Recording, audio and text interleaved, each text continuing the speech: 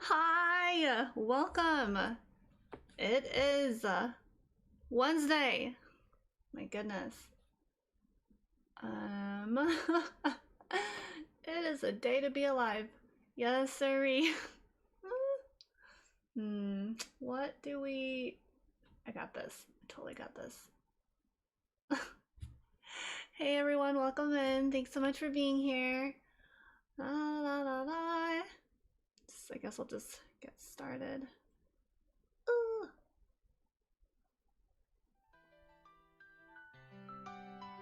Yeah, I think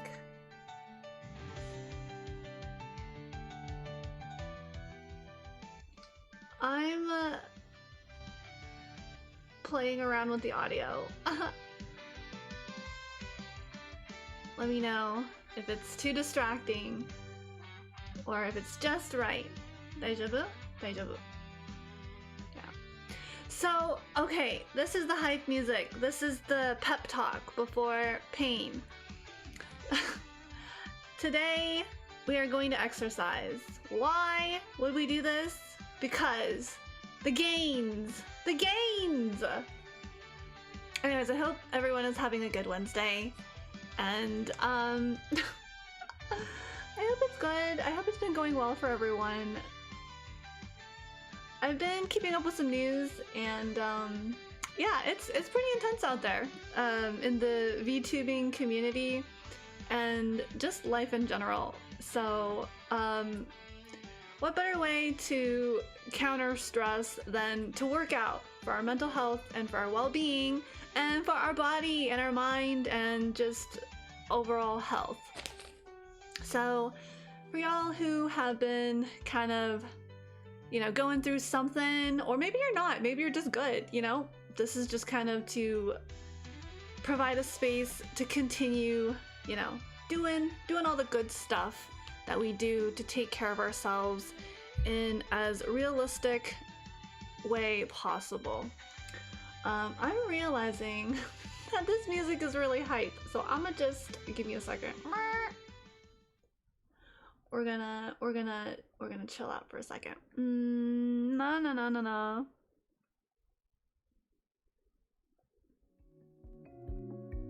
Yeah. This isn't quite fitting either, but I had some like last minute scuff, right? And I didn't figure it out until now. So this has kind of been a highly anticipated stream for me because it's One Punch Man workout, my gosh, but it's modified. I was still stressing about it, wondering if I can do it, you know, but I think it'll be fine. Something is gonna come out of this. So let's go ahead and go over today's workout because it's something. I guess we can go ahead and stretch. I might as well do that. My mind has been kind of all over the place, honestly, and for better or for worse. But I think stretching is always good, and especially in the beginning. I know I did stretch a little bit before all of this, so I should be pretty good, but you know, it never hurts. And if anyone out there is stretching or not stretching and wants to stretch, this is your time. This is your invitation to stretch and kind of do that body scan, check in with yourself, be aware of where you're holding tension, you know, flex a little, feel good about your progress, like, yeah, you know, I've been gaining some muscle. And you know, take a moment to just like be aware of yourself, your feelings, your thoughts even, and you know, you don't have to be judgmental about it. Just be like, oh wow, you know, I've been having a lot of negative thoughts, and then just observing them and be okay that these thoughts can just come and go. They're not necessarily a truth or reality. And you know, that's kind of the mindset going into something that can be really intimidating or intense, such as this workout. And yeah, so that's kind of my frame of mind is my mindset right now. I think we'll try to just, you know, go through today's workout and see how it goes. It is really just like a one-time thing. Like, well, not one-time thing. It's like it's my first time doing this, so I don't really know. I finally came up with this particular modified version, so I'm not even sure I'll make it through the 4th set. Like, I have this like prediction that maybe I won't be able to do all 4, and then, but I do want to try to do like the cardio part, like being able to cycle, because that seemed pretty good, and I love cardio. It's so good. Cardiovascular health is something that not a lot of people think about or care about or know about, or just really, they don't really think about it, I guess. So that's something that I think would be really really good. Oh, is it really? Is it really though? Oh my gosh. What? Oh man. Well, just for a little while. Maybe just for a little while. I wanted to find a background that's like gonna be intense, but maybe not. Maybe not. I'm not sure. We'll see, right? But I guess it's better to play it safe than deal with, you know, any kind of problem. Really? What? Wow. I am so, you know, Google search is a liar. It's a liar to me. Oh, okay, well, yeah, you know, wouldn't it be great to have all this? And I knew this. Oh, it is, isn't it? Oh my gosh. Wow, fancy. I wonder if this is like fan art though. Oh no, it's the real. I think it's official. Wow, did not know that. Did my lack of weeb otaku knowledge is showing, but that is just how I am. Also, what's up? What's good? Welcome in, everyone. If you're just tuning in, cool to have you here. What I can do is we can just like power through this scene and go to another. Dang, and this was me trying to be more epic. All right. Epicness failed. We are going back to the gym. Just like, woo. Okay, here we go. Huh? We're here. Cool. I think this is like what we're used to. So we'll just stick with this. Man, trying to be anime, can't even be anime. You know, it was either gonna be this background, the Fate, was it Stay Night background, which I thought was really epic, or it was gonna be like a Ghost in the Shell, the scene where the Major is fighting this guy who's like trying to run away, and she uses her camouflage, and then it just looks like this guy is like fighting nobody because she's in this invisible cloak technology, and yeah, he just gets his butt whooped, and it's that scene. It looks pretty epic. Or it was gonna be the hyperbolic time chamber from Dragon Ball Z. We could have been training in the hyperbolic time chamber. That was a possibility. It was like a free asset, and I don't know, maybe that's still on the table. Training in the hyperbolic time chamber. It's like, what is this anime collaborative mashup? It's supposed to be One Punch Man, but in Dragon Ball Z universe. Makes no sense. It doesn't have to make sense.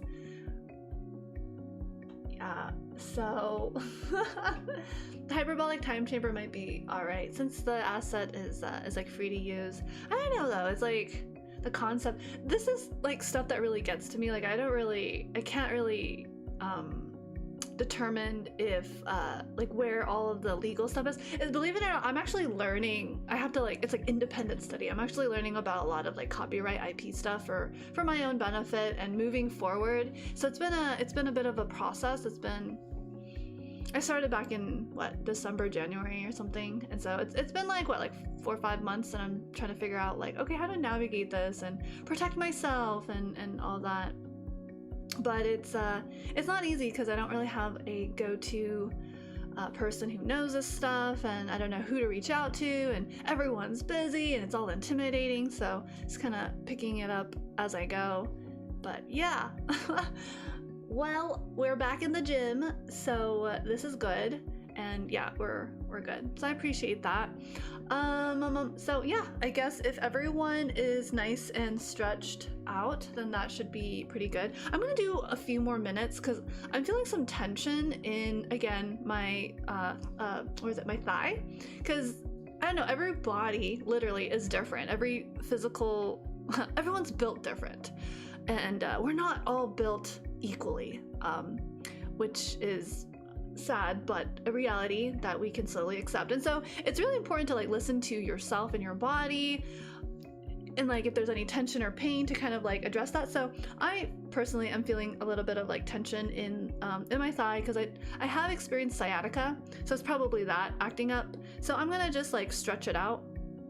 I've had sciatica before from nerve damage, and it's usually runs along my leg. So I'm just gonna do it. I'm gonna spend some extra tender, loving care, whatever, TCL, yeah, TCL, tender care, tender loving care, TLC, sorry. I can't with acronyms. But yeah, so I'm just gonna do it just a few minutes, just kind of stretch it out here, and make sure that I don't get cramps. Last week, I noticed that the workout was pretty good, actually. And the day after, I was slightly sore, which is actually kind of makes me happy because I'm like, oh, that means my workout is somewhat effective or efficient. It wasn't like sore as in like pain, so that's always something to observe as well. So that's also kind of nice. And I was able to recover within like a few days, and supplementing the workout with a good nutrition, a good diet plan is pretty good. I don't really have a diet plan. I just have like, all right, did I eat enough calories, and you know, what did I eat, when did I eat it, how much did I eat, and that usually helps if I ask myself these questions. I don't know about you guys, how you guys go about your nutrition plan, because actually that plays a really big role in health and wellness. And I think if that's something that you already have secured and it's not a big deal, then cool. I'm just thinking, like, depending on where you are in the world, food resources can inflate, like get really expensive, and it can also impact, you know, your energy level, your mood, what you eat, and like the quality of your nutrition and food. It's very subtle. I don't think you like notice it like right away, but sometimes you can. The other day I had some tempura, and I thought it was like, it was really good, but like I think the oil was really kind of nasty. Got some nasty oil in the tempura, so I started feeling really greasy and gross and like kind of nauseous from eating that. But it wasn't, you know, I still stomached it, so it's fine. But I do have a little bit of a noticing that you have some sensitivity.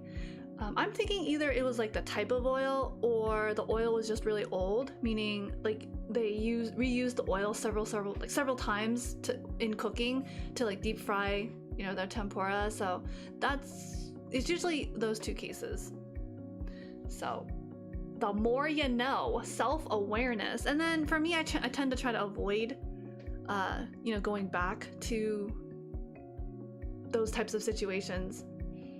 Yeah, I'm thinking the oil wasn't clean. I don't know if that's like a common thing. There's other people who like will eat the same food and they're like, no, I don't feel anything. I'm like, oh, okay. So everyone's, you know, palate is different, like from our senses, like sight, smell, taste, touch, and that is so interesting. I've actually been reflecting on that. So that was something I was thinking about, because like when you're trying to connect with people, you know, and you guys experience a different reality, right? Something smells more stronger than how someone else is perceiving it.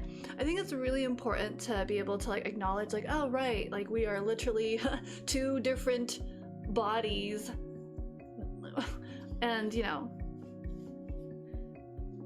and that kind of helps with awareness building. So you don't have to take things as personally, right? You don't have to take things as personally when someone says, I don't know what you're talking about. It's like, okay, well, you know, break it down. come to a conclusion. Lots of places don't know how to clean. Right, yeah. Ah. All right, sounds good. Thank you, Card Stack. Thank you so much for checking in. Yeah, we're going to get started pretty soon. This is kind of today's setup. It's gonna be, we're just doing the stretching, which I think I'm pretty good now. The tension has been relieved. So we'll get started with my least favorite. We are gonna do some push-ups, and then we're gonna do some sit-ups and squats. And as we said, we're gonna rotate it to kind of allow different muscle groups to work and then recover, and then do it again for the next set. And hopefully we'll get through 4 sets. I don't know. We'll see. No guarantees, but definitely I want to try to hit 3, and if we can, 4, and then finish the entire thing. But all right, so that is the plan. But yeah, in the meantime, did you guys want to check in? You guys want to share what you guys been up to this week? It's what is it, April 15th? It's Wednesday for most of us, unless you're again in a different part of the world. Yeah, anything new? What do you guys think or about and reflect on that? I also have been continuing attending these stress management workshops, and they've been very helpful because they kind of reinforce some of the current knowledge and information that is circulating regarding how to go about managing your stressors and when you feel overwhelmed physically. I'm hoping that maybe today I can talk about it. Yeah, tough week. Okay. All right, well, yeah, I totally hear that. It's totally okay that, fair, it's the internet. We gotta, oh gosh, it's so weird that we can't be open and transparent because you don't know who's gonna be tuning in and reading and going back into the VODs and being like, oh, and then being hyper stalker, creepy, psycho, whatever. So I do appreciate the transparency though, and I want to acknowledge that when we have a tough week, or when you're having a tough week, that it's acknowledged and it's okay to feel what you feel. If it's man, it's been rough, y'all. I'm not gonna put on a face, this is real, this is life, and I totally get that. At the same time, finding ways to finding ways to navigate the difficult time is also important, right? So one thing is acknowledging, hey, I'm going through a tough time right now, and then the second part, which is the harder part, the second step is, okay, what can I do to ensure that I stay afloat, and what kind of resources do I need? What extra, what do I need?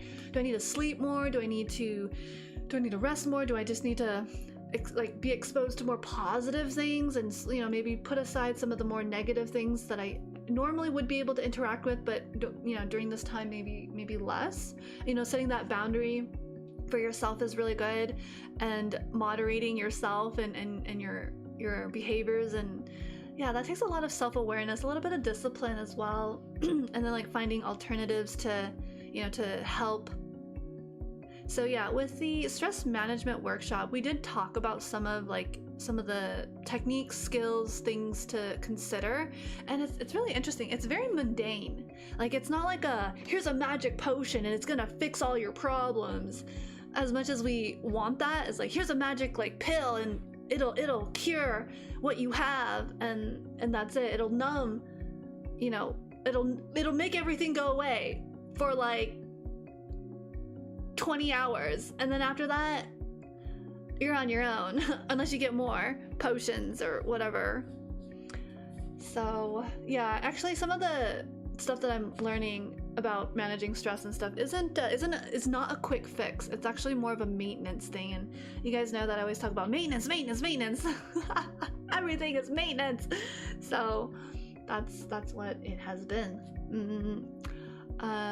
Yeah, for sure. Maybe it's something to talk about in a more I don't want to say intimate, because I also don't want to make it weird, but yeah, journaling is good, at least, you know, having some acknowledgement and self-awareness that, you know, when you're going through a hard time, tough time, you know, something might change. You might feel more moody. In my case, I feel if I'm stressed, sometimes I can be a little more emotionally volatile, for sure, and in which case I need to be like extra careful. Maybe that means sleeping more, you know, just relaxing. Maybe that means like disengaging with too much social stimulus so I'm not overwhelmed, and just kind of be out in nature, or take a walk in like by the beach or wherever. I don't know, maybe it's a park if you're not by a beach, or a lake or an ocean or whatever body of water, if there's like a pond or something, or a river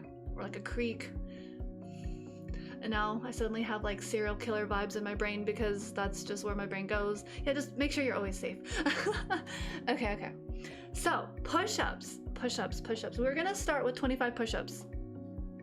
With that said, we're gonna transition out of my, you know, don't be caught in the meadow with a serial killer.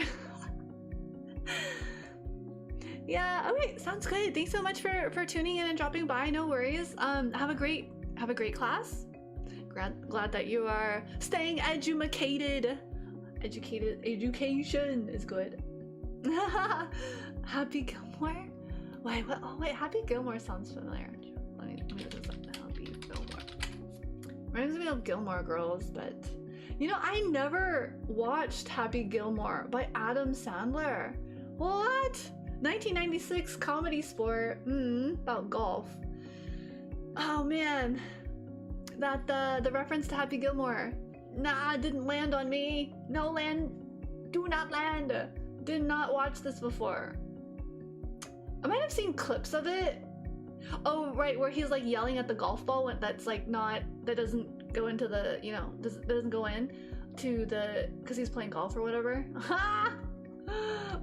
Yeah, never watched this one. Damn. I never really got into Adam Sandler too much, but he is funny. He can be really funny. Angry hockey player. Oh, he was a hockey player. Oh, okay, in the story. Okay. That does sound like it'd be kind of funny, because like hockey is a very aggressive sport. It can be very, it can be a contact sport. It's like, it reminds me of football on ice with a stick is how I think of hockey sometimes. Oh, well, he's a golfer now, eh? Well, all right. Huh.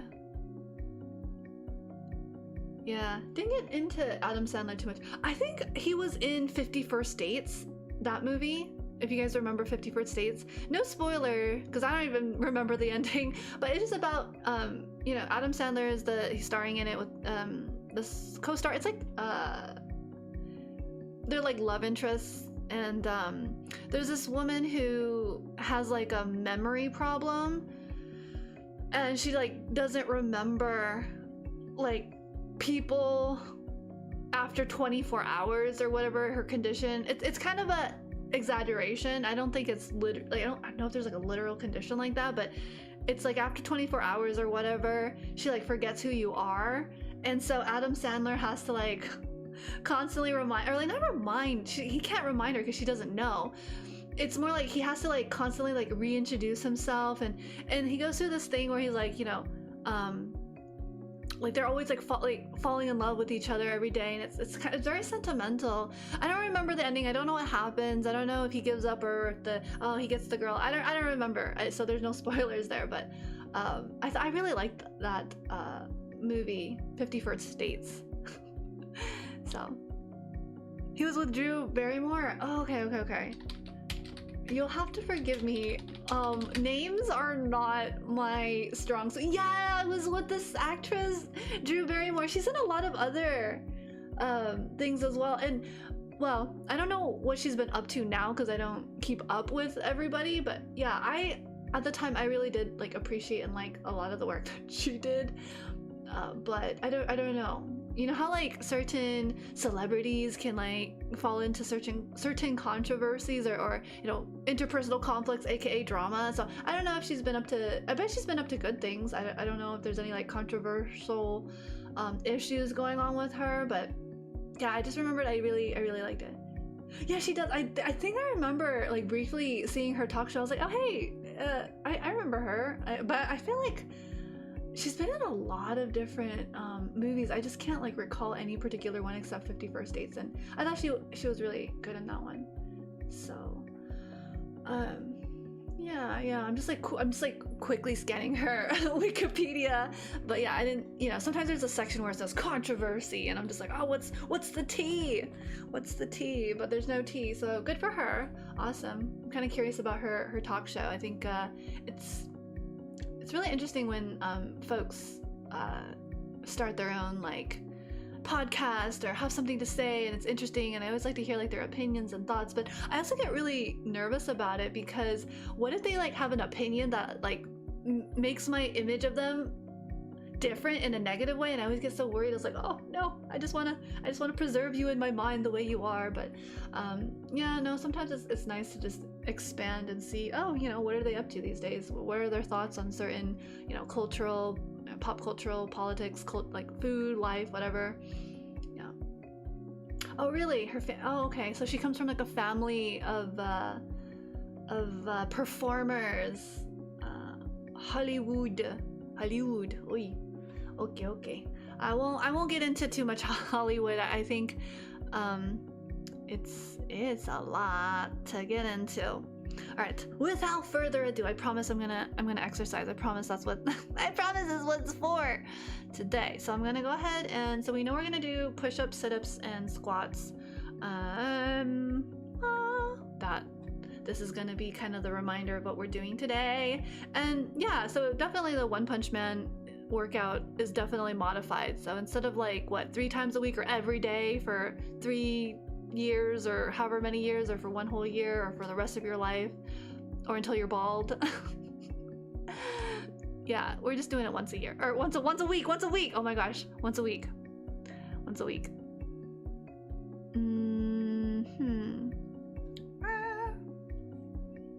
I guess we're gonna bring out Gym Buddy Poe, because Gym Buddy Poe's gonna be leading the way here. Yeah, push-ups. Not excited, but also we want the gains. So when you want the gains, you gotta commit, you gotta do, you know? Like if you want something, you gotta do the hard stuff to get it, sometimes within reason, within setting up your own boundaries, right? Okay, so this one's easy. All I gotta do is just do push-ups, right? Like I don't have to deal with any weird shenanigans. So we're gonna do some push-ups somehow. Eventually we'll get there, I believe. Poette ever stall. All right, so yeah, thinking about some tea before today's stream. I actually ended up tuning into some tea as well, and it's related to the VTubing community, and I think it's like kind of ridiculous, but it is what it is, because you know, like people are showing themselves, right? So when you are yourself, you're gonna be yourself, and people are gonna have a lot to say about it, I suppose. Yeah. Yup. But more on that later. I didn't actually set up my yoga mat, so the floor is gonna be cold, but you know, maybe that's a good thing. I'm wondering how to switch. Kind of want to go whoop, and we'll see. Hopefully this will transition nicely. Here we go. I'm gonna play some background music just to kind of keep some energy level up. I think I need some. All right, I think this is good. I think this should kind of help. All right, we're getting started. Talk and delay no further. I don't like push-ups. You guys know that. But 25 push-ups, huh? Let me whoop. All right, we're gonna do them because we're gonna get strong, you know? We're like Naruto, meditate. Oh no, actually he didn't just meditate under a waterfall. He put some work in. The kid worked hard for you know, for what he accomplished. All right, so we're gonna do the same too. All right, and if you're tuning in and you're working out already, cool. If you're just chilling and vibing and you wanna kind of give it a shot, go ahead. You know, go ahead and do some push-ups. We're gonna do 25, and it's gonna be painful for me because that's how it is. But we're gonna do them anyways. Let's go. Yar. Yeah. Move this out of the way for a second. And we go. All right. 25. And down. 1, 2, 3, 4, 5, 6, 7, 8. Oh my gosh. 9, 10. 15 more. 11, 12, 13, 14, 15.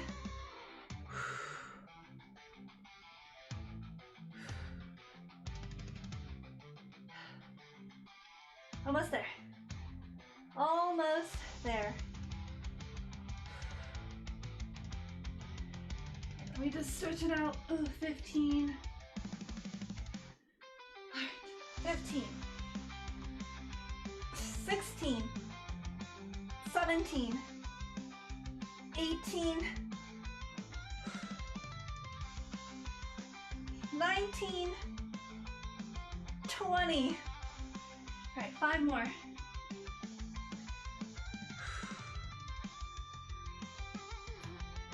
5 more, let's do them. 1, 2, 3,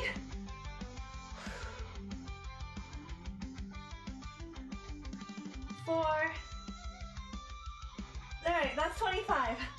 Okay, wait, that's 25. Whew. All right, not bad, not bad. So that's 25. Whew. We did it. I did it. Was not an easy thing, but we did it. And I was doing pretty good up until like 15.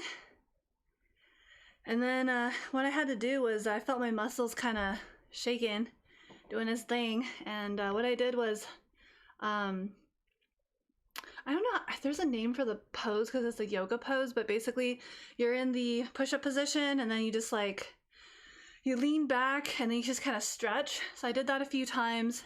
Towards the end, the last 2, I actually did assisted.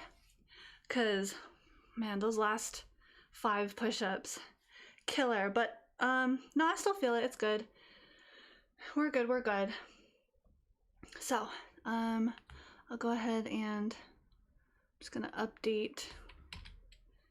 So we did the push-ups, 25. We'll be able to do sit-ups pretty quickly. So, yeah. Before that, yeah, some Vtuber drama in the community. Do you guys keep up with that stuff or no? The funny thing is that I don't go out of my way to look for any of the drama or whatever that's going on. It's gotten so bad, like the algorithm on YouTube has gotten so bad. I'll just be like looking on like my YouTube channel to like see how it looks. Like I'm editing the everything, like the description, just so that it's there. Whether people read it or not is like not my problem at that point. It's just I want the video description to just be there and how I want it. So I'll be like making sure everything formatting is good, and then I'll like the recommended is crazy. It's like constantly recommending all this like interpersonal like drama basically between people, and I'm just like, oh my gosh. And like there's like, you know, it's very clickbaity, it's very grabs your attention, and I'm just like, no. Like I'll I'll look at the thumbnails, I'll read the headlines or whatever, and I just don't click it though. I'm just like, no, I don't. Why are you recommending this to me? It's so weird. So I don't know. That's how I usually find out about things. Like, you can just kind of read the headline. I'm sure, like, within those videos, people are like, you know, breaking down what's going on, their opinions, and you know, like asking you like, what do you think? And then it just kind of like ropes you in, like pulls you in from there, because then you have to like formulate your own opinion, and you have to like look for evidence to like formulate your opinion, and that kind of leads you down a rabbit hole. So I tend not to want to do that, but it is very, it can be very enticing, and it can get very addicting, because you get this like, ooh, ah, you know, like moment of like, oh, discovery that you don't normally get from like learning something technical or anything like that. So I just think that's like really interesting, and wondering like how you guys filter that like certain content out, or if you just, or if you do, you know, look into it and become aware. But yeah, so I guess with that, yeah, interpersonal relationships and conflicts arise. It's pretty natural. I feel like with, it doesn't even matter the age, but like the general conflicts that I'm observing, sometimes they're very petty. They kind of resemble like middle school, high school level like dramas, like he said, she said, they did. But then like with certain other situations, it can also be like, it's still very like high school level ish. Like we don't really learn how to like navigate this as an adult, so it just comes up in adulthood, even though, because we're not learning how to navigate boundaries. So so I'm gonna try to like pull together like 3 different topics. So there's like, you know, interpersonal problems in any industry or sphere. There's the, you know, how to set healthy boundaries. Where do we learn that? How do we apply it in our real life? How do we embody it? Not just know about it, but apply it and like live those values. And then third was the stress management workshop that kind of feeds into the previous topic, which is about like embodying and learning and applying. Then that will kind of like resolve or help you navigate the interpersonal problem. So yeah, with the stress management workshop that I've been taking, we've learned like I'm on day 2 of six classes. It's like a 6-day workshop kind of thing. It's like 1 hour once a week. And yeah, first day we learned about recognizing how our stressors manifest.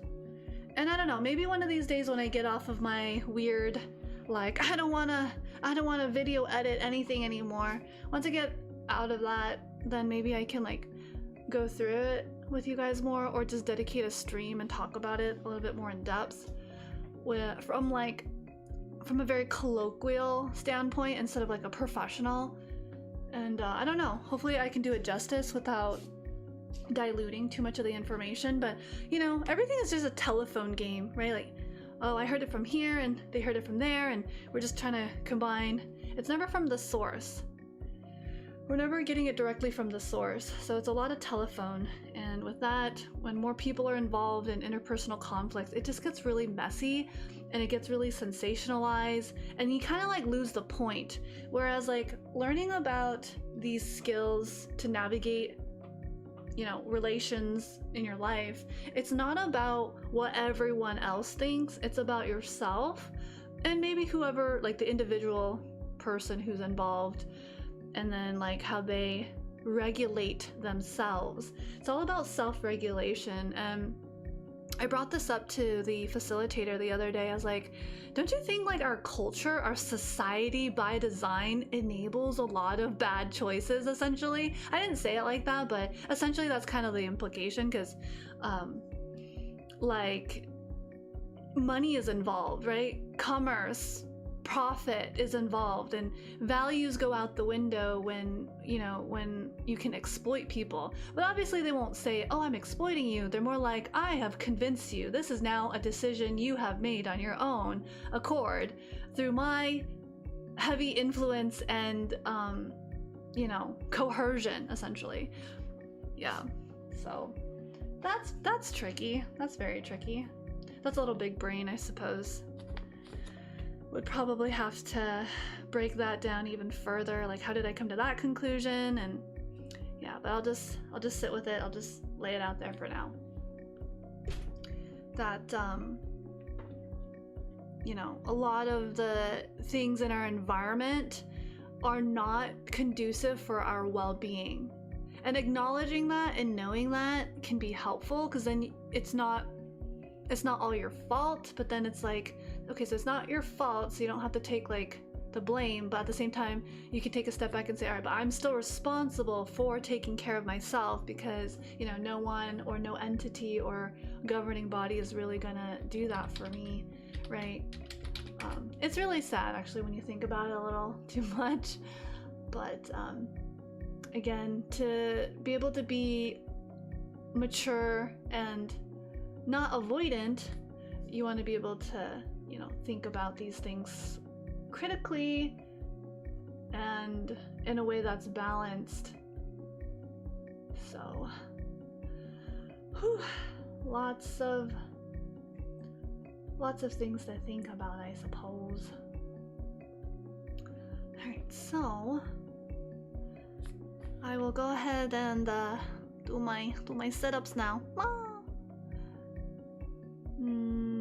Gonna get Gym Buddy Poe to do some setups. Come do some setups, Poe. Waha! You're doing the setups. Alright, we're gonna do some setups. Yeah, it do be like that. Oh, some good news is I will be volunteering this weekend. So that's some good news, some glimmers, right? So it's not all doom and gloom. You know, there are things that we can do as individuals to, you know, help communities, people, places.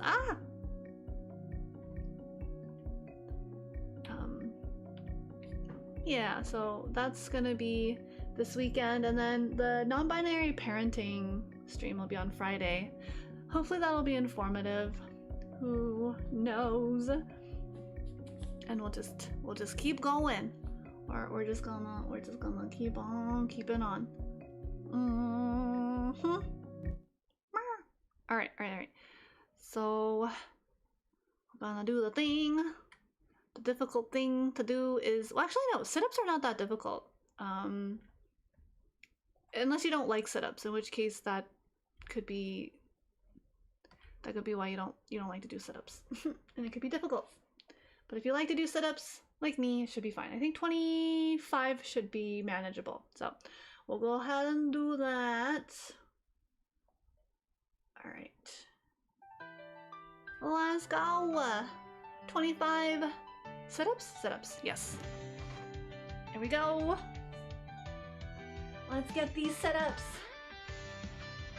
1. Oh wow, I really should use a yoga mat.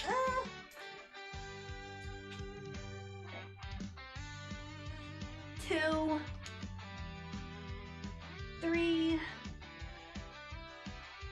4, 5, 6,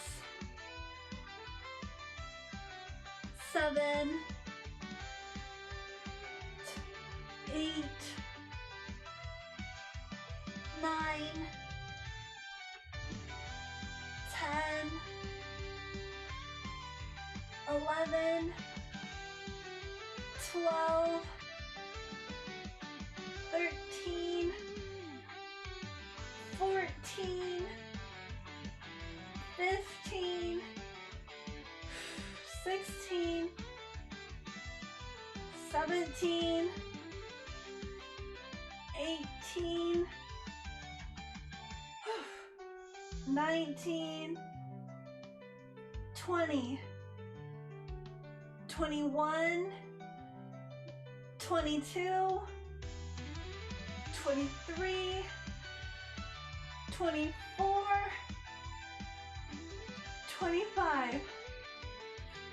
Oh my gosh. Okay. Okay. Wait.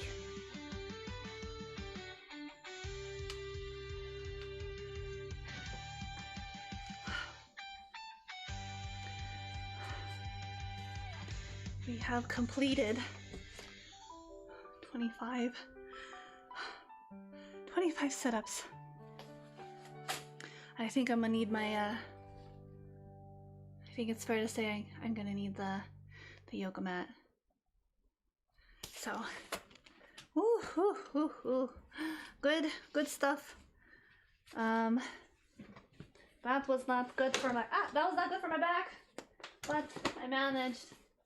We still managed. Okay, sit-ups complete.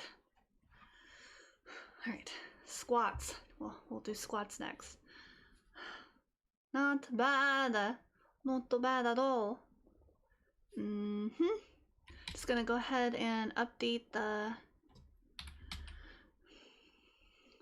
workout. But yeah, just catching my breath. What a workout. I think I'm not used to this many repetitions. I think the repetitions are kind of throwing me off. All right, we're gonna do some squats next. Woo.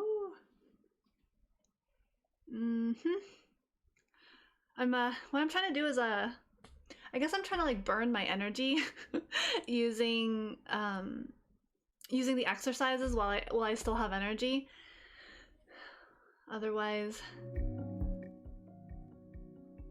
I'm worried. I'm worried that the energy is gonna like slowly dissipate as I just continue yapping, and I won't have the energy to be able to finish this workout. So I'm trying to lock in. Let's see, what brain is all over the place. We need Gym Buddy Po.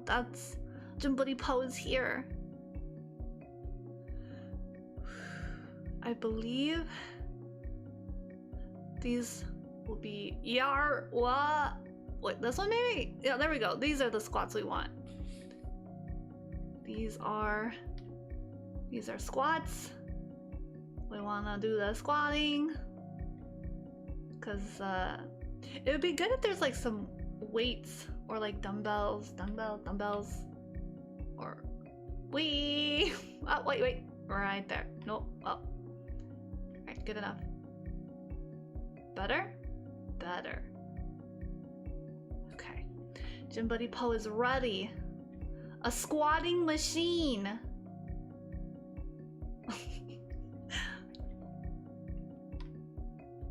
The angle is different, but it's fine.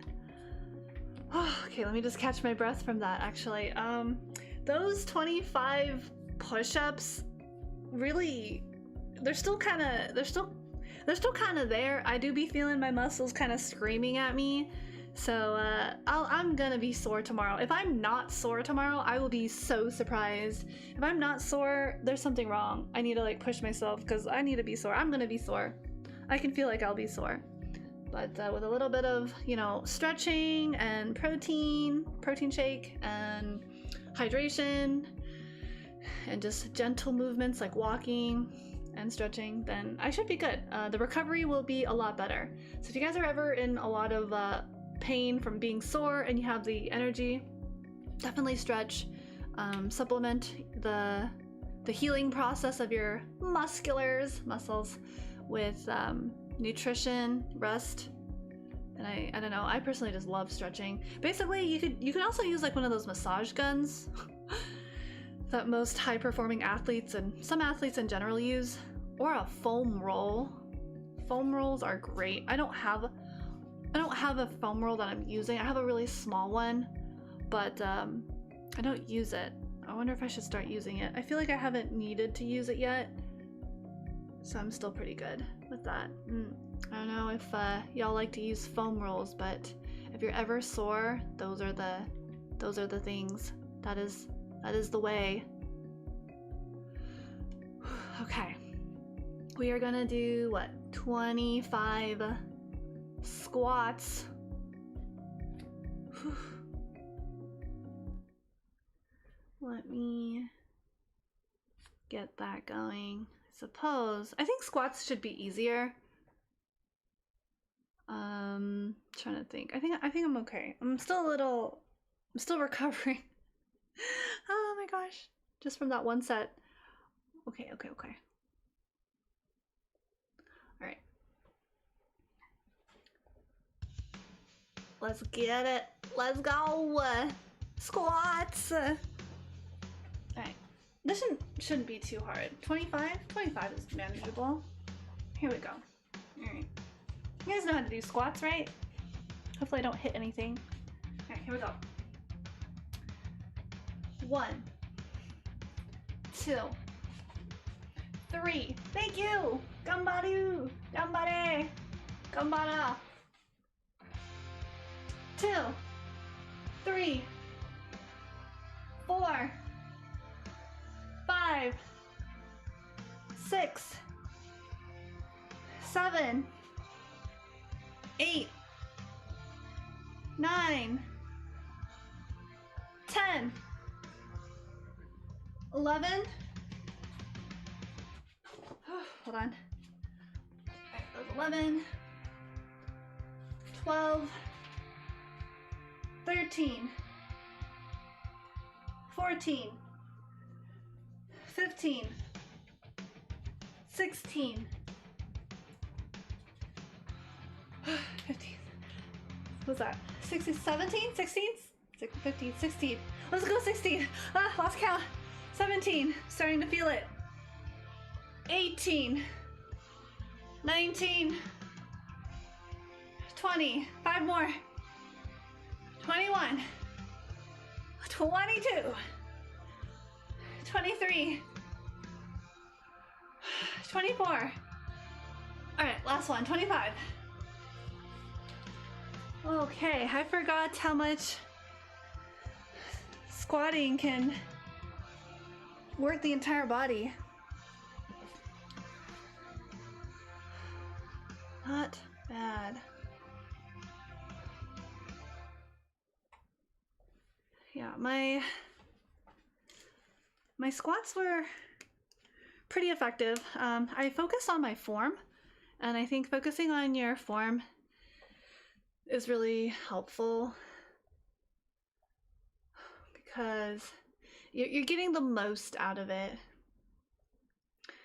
Like when your body compensates and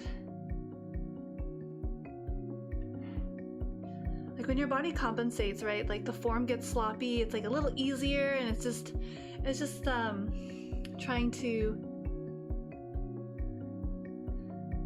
make it easier for your body, like to exert less effort, because essentially that's what your body's trying to do, is cut corners. But we don't want to cut corners, we gotta do it right. So that's probably why I'm a little out of breath. Not necessarily out of shape, but then again, I'm not like super in shape either, but I'm not like, I think I've gotten better since I've been working out more intensely once a week for several months.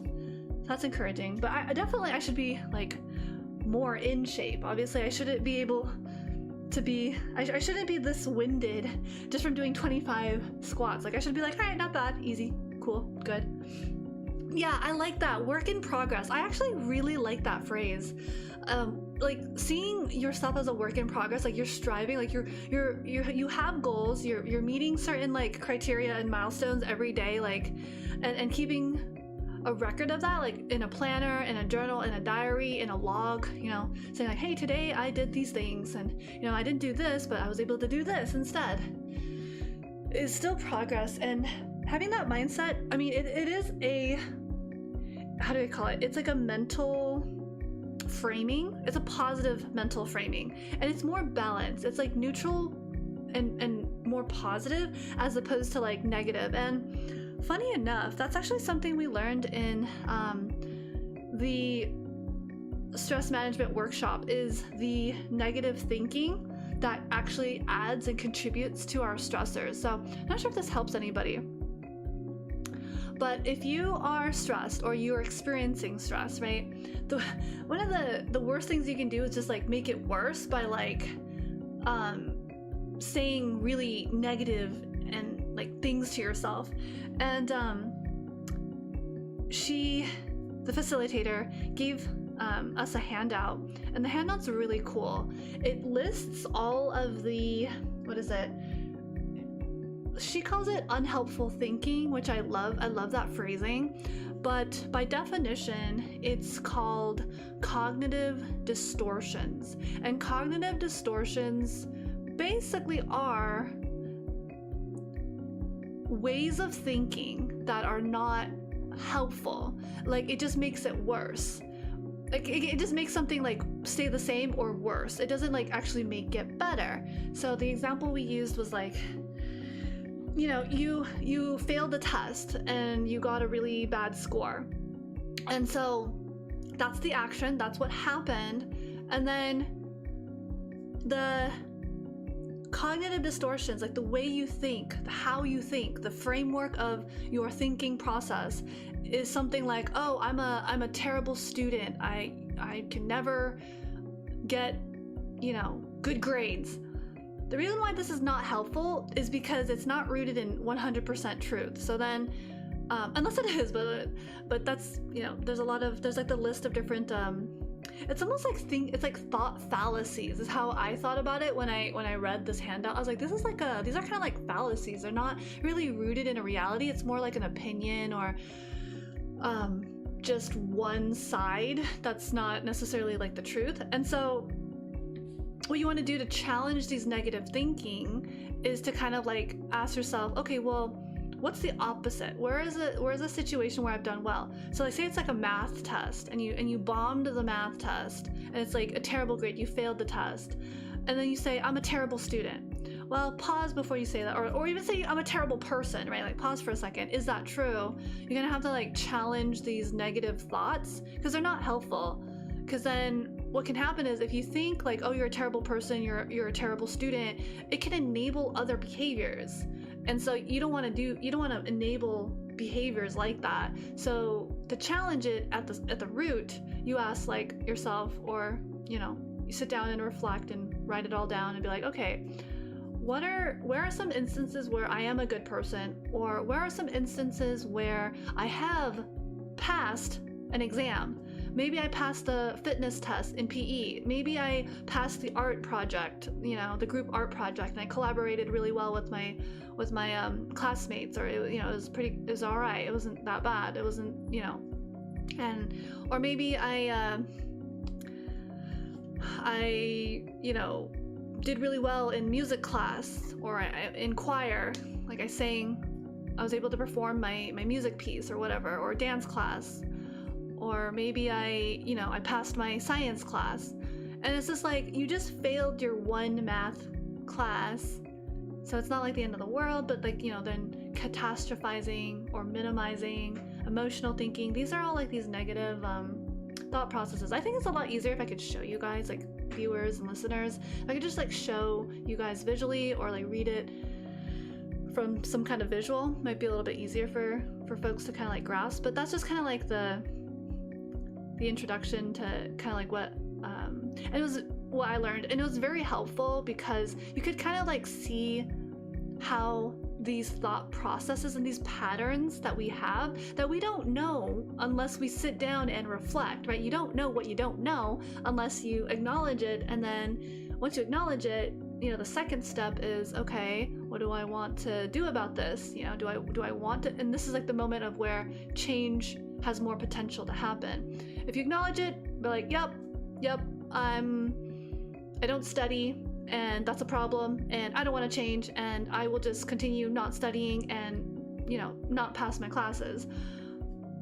Or, oh, I'm noticing that I'm spending too much time playing video games instead of like doing the work because I'm avoiding it because I'm stressed. And so because I'm stressed, I'm like playing video games, and it's like this vicious cycle, right? Like this is like this vicious cycle. So something has to give, like something has to like change so that you, instead of like in a circular vicious cycle, you kind of have to like break out of that cycle. So maybe it's like, all right, the time that I usually spend playing video games, I'm gonna go for a walk. I'm just gonna go for a walk. I'm gonna go outside before sunset when it's still light out, and it's like, you know, go to somewhere, you know, light. Maybe I'll even bring my books, and if I feel like I can go to the library, I'll go to the library or like a student center, like tutoring center even. So the time that I usually take or use to play video games, I'll try to, you know, spend it putting a little time in learning how to learn. And that's kind of weird. It's like almost really, I don't know if the word is meta, but maybe the reason why you're not good at studying is because you haven't figured out how to study or how to do something. That's me right now, by the way. So it's very relatable. So like you still have to figure that out. Like you have to figure out how you learn, what processes or resources you need. Maybe you need like music, like focus music. Maybe that'll help. That's a resource, right? You need to have like music. Maybe you need like quiet, like a really quiet place where like there's no, you know, siblings crying and parents yelling or neighbors, you know, making loud noises, and there's a garage band somewhere happening, and there you can hear like, you know, a party somewhere, you know, like knowing like what you need and then trying to problem solve and figure out, okay, how do I get this situation for myself? Yeah. Oh, okay, cool. That's awesome. Yeah. Yep. That's really cool. Sometimes I ask for opinions. Like I actually still do this in the community. I'll ask for people's opinions, very receptive. Like I'm not judging. It's just, I'm like a sponge. I'm just like soaking and receiving people's like, okay, what, you know, how would you go about this if you're in this situation? It's just like, and then like a cherry pick. I'm like, oh, this is really good. Or okay, you know. And so like when I went to like tutoring for Japanese, and the tutor is like from Japan, and you know they were born in like, they were raised in like the American culture, so they kind of get like how you know how people would think. And so they also said something really interesting is that it's good to like expose yourself with different experiences too. So if you learn in a certain way, that's good, but like try to expand and like go into like different situations that kind of like test, you know, how well you know something. And I think I mentioned this actually last stream where I said I'm gonna count in Japanese, and I said the reason why I want to count in Japanese is because I usually, when I count, I'm in a very quiet, like nice setting. I'm not under pressure, and I can count. But it's a little different when you're kind of under pressure. And like when I was doing one of the workouts, I don't remember if it was a sit-up or a push-up that I was doing last week, but I started counting in Japanese, and it was a little bit harder. I had to slow down and think. It's so it's like multitasking. So like trying to apply yourself in a different environment is really helpful. So sometimes maybe sitting in a cafe, seeing if you make progress there, because there's like background music. If that's too distracting, or maybe it helps you focus, then you know, oh hey, you know, when I study in a cafe setting, I actually kind of absorb a little bit better because I have to focus on what I'm looking at and kind of forget the sounds outside. And yeah, whatever, that's kind of like figuring out like your groove. It's also like learning how to learn, right? Like figuring out what works for you. I know for me, like note-taking in like different colors can help a little bit. And I write and I make my notes in a certain way that kind of helps me. And then when I try to remember it in my brain, it's like training wheels. So I'll remember how I wrote my notes, the color, the whatever. And then those are like my training wheels. And then those are the notes that I see in my mind. So it's like visualization. And then when I don't need it, I don't need those notes in my mind anymore. It becomes more natural. So like my training wheels are off. I don't need to rely on my mental notes and my notes anymore. I just know it by heart. So I guess that's like a visual learner's way of going about things. People like to draw on like a marker board or on a piece of paper, use colors, and that process of just coloring, making the words like a little bubble and like coloring around it, or you know, highlighting it or making it into like a typography. like really beautiful notes. It's very like memorable. That's how I go about my notes, but so I'm like having fun while I'm learning as well. But that's like if you're like a visual learner and you have that patience with yourself. Other times, like some folks they just need someone to like tell it to them, instruct them. They can do, they listen better, and then they just do it, and that's like kinesthetic learning. And yeah, with like making note cards, like physical note cards, and this is something I was debating about. Physical note cards or digital note cards, because digital note cards are like very convenient, very fast. It, you know, does the visual, but you don't have like the tactile. Whereas I tried making some flashcards, like the old school, like I got the Elmer's glue. I haven't used an Elmer's glue stick, the purple one that like you use it and it tells you where the glue is, but then it dries clear, so the purple mark is just gone, but you know, it sticks. So I used like a purple Elmer's glue that I probably haven't used since what, like elementary school or middle school, and that was really interesting. So I made these like note cards, and like so I got like these colorful note cards for the Japanese, right? So I color coded it as well, and then that's supposed to be like a hint, like, oh, just an example, the pink note cards are for verbs, and then the blue note cards are for adjectives, and the green note cards are for particles or something, right? So those are like the color codes is to like help. It's like a crutch while you're learning, so that's like the learning process. Yeah, so interesting stuff, very interesting stuff. So work in progress is a good mentality to have, and it is like a bit of a mental framing. I'm trying to think where like the opposite of a work in progress is like you have to have it all together, you have to know what you're doing, polished, perfect, commercial. And I don't know, for some, yeah, you do need like a final product, but with your life, I feel like it doesn't need to be that, I don't know if the word is like strenuous, but yeah, work in progress is a pretty good reframe. It's a pretty good reframe. All right, so I think I'm pretty much recovered from the first set. I think I can move on to the second set. We do it all over again. I can actually feel like my biceps, my forearms, they're like no. Everything else is good. I don't know if you guys can like share the sentiment of working out or any of the other stuff we talked about regarding, you know, learning how to learn, like finding your groove, reframing in a way that's either neutral or more constructive / productive / healthy / positive. But yeah, so I guess we'll just, hopefully that's relatable. If it's not relatable, well then dang.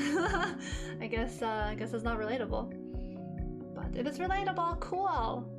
It means you have a skill that allows you to relate to people.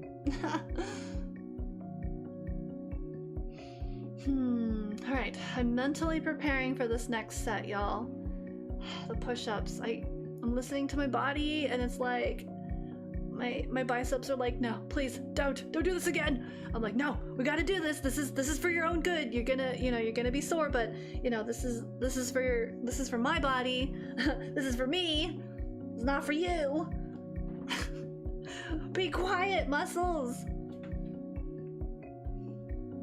Alright, no problem.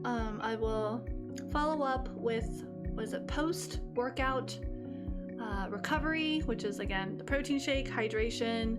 I don't know if I have coconut water, but that's very hydrating. And I should probably get some water in between, get like a little bit of water break. That's always good to have some hydration in between. I also, in case I start like getting gassed later, I do have some like jelly. Again, it's the konjac jelly, and hopefully I won't like hopefully I don't choke on it. It's, you know, like if you ever had like a lychee cup of those little jellies, or like mango jellies, and then as a kid I'm surprised they're not a choking hazard, but there's like no spoon, and like you wonder like how do you eat the jelly, right? And so you just like gnaw at it, or I guess if you have like a plate, you just turn it over and just like plop the the jelly on, but as a kid you just kind of like slurp it. You're just like nom nom nom nom nom. And I'm just surprised like those are not a choking hazard. But yeah, I do have the jelly. So we have the jelly in case we need some sugar and what is it, glucose? Glycerin? I don't know what the term is, but it'll keep us genki desu. It'll keep us healthy and energetic. So, but alright, without further ado, alright, no more squatting. We're gonna do some back to push-ups. Let's go. Alright, we're gonna do push-ups now. Right about now. Can't deny. And yeah, I also applied kind of like, I kind of applied the process of figuring out like what works for me with this whole entire workout routine. I think like last week I was trying to figure out like, should I do 25 or 20, and what's the determining factor, like what?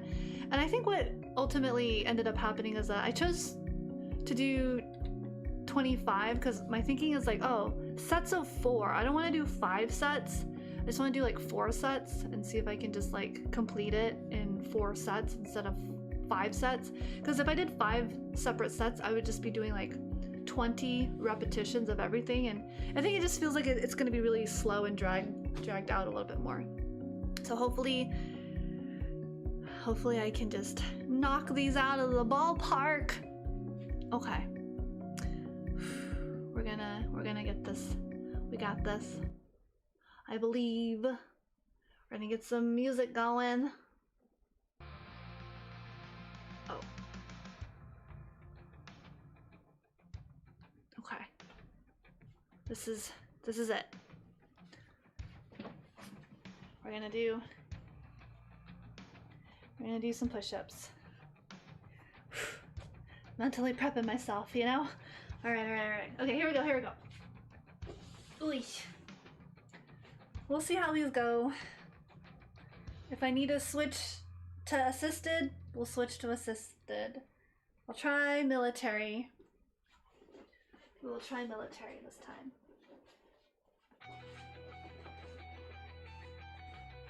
All right, here we go. 1, 2, 3, 4, 5, 6, 7, 8, 9, 10.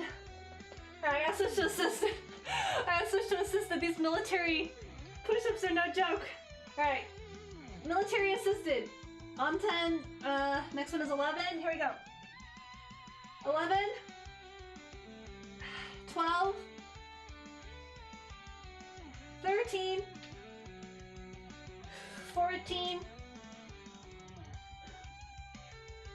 15, 16, 17, 18, 19, 20. Oh my gosh. Okay, 20. 5 more. We're on 20. Woo. All right. 21, 22, 23, 24, 25. All right.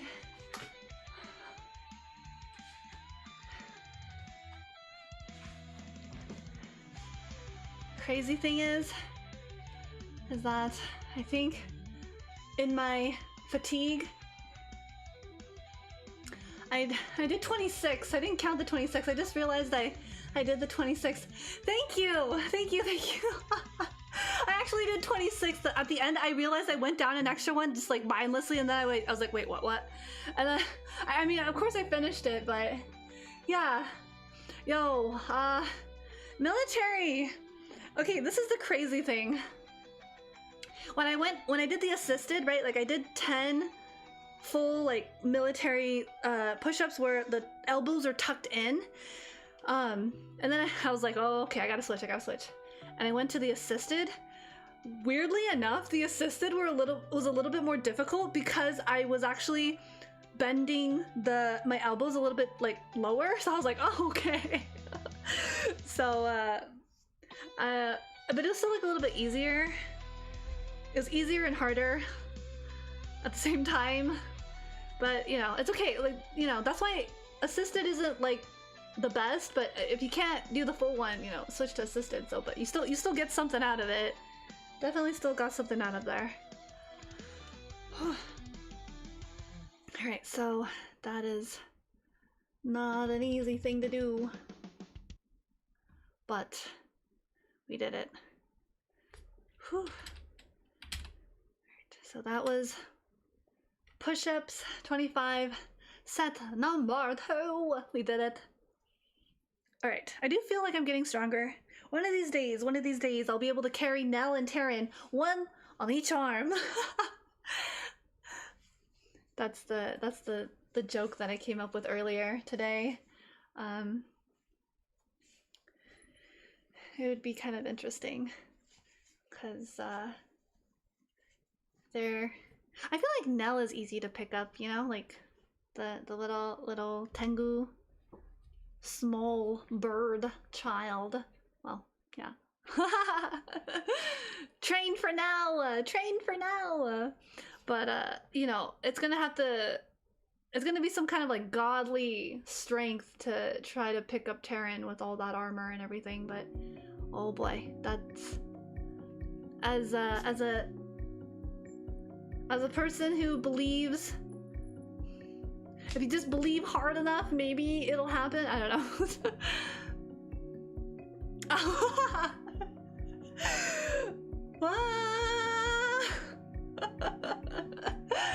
Probably, maybe, possibly. That, I can see that happening, totally. If I get strong enough. So I gotta, you know, all I have to do as like a motivation is like, you know, the push-ups are not fun, they're not easy in the moment, but man, like, imagine picking up your friend like Simba, holding them. No, I'm not gonna hold them over a cliff, no, but you know, that's just the possibilities. Yeah, so these are just nice little the what ifs. Alright, so whew, I'm wiggling. I do be wiggling. Hi, we're doing it. I think, you know, because this is more like upper body, arms, biceps, triceps, I think with the core exercises, like the sit-ups and kind of the squats as well. The squats is doing more like thigh. Of course, if you have like joint issues, you know, the knees, you want to make sure you don't, and prevent injuries. You don't want any injuries. So I think I should be able to do my sit-ups pretty well, since it's bringing the focus to my abdomen more so than my biceps and upper body strength arms. So I think I can make this seamless transition and move us along in this One Punch Man workout, modified obviously, but at this point the modified version is the Poette Punch Man. It's like broken English. Poette Punch. Poette Punch Man. Man is punched by Poette. Poette Punch Man. Actually, I don't think I've watched all of One Punch Man. I revisited episode 1 because it was free on YouTube, so I rewatched it. I was like, oh yeah, I remember. There's like that weird human crab guy, and then there was the underground whatever aliens.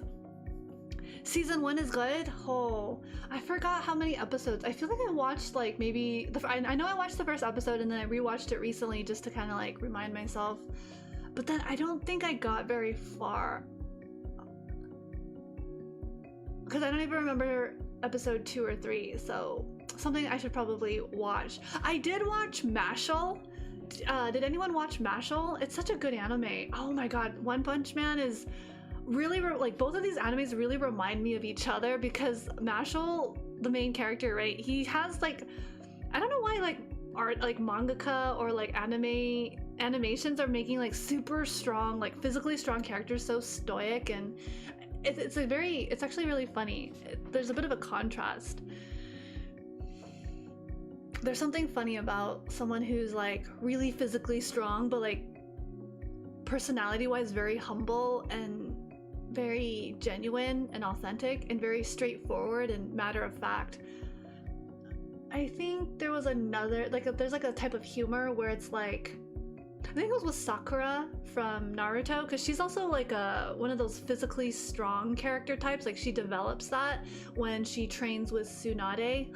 Finally, Sakura gets her training arc and she becomes a powerful kunoichi, and it's great. So yeah, she's a really interesting character that's about strength and power. That's what I forgot. There was something, I knew I was forgetting something. Okay, maybe next stream I'll have it.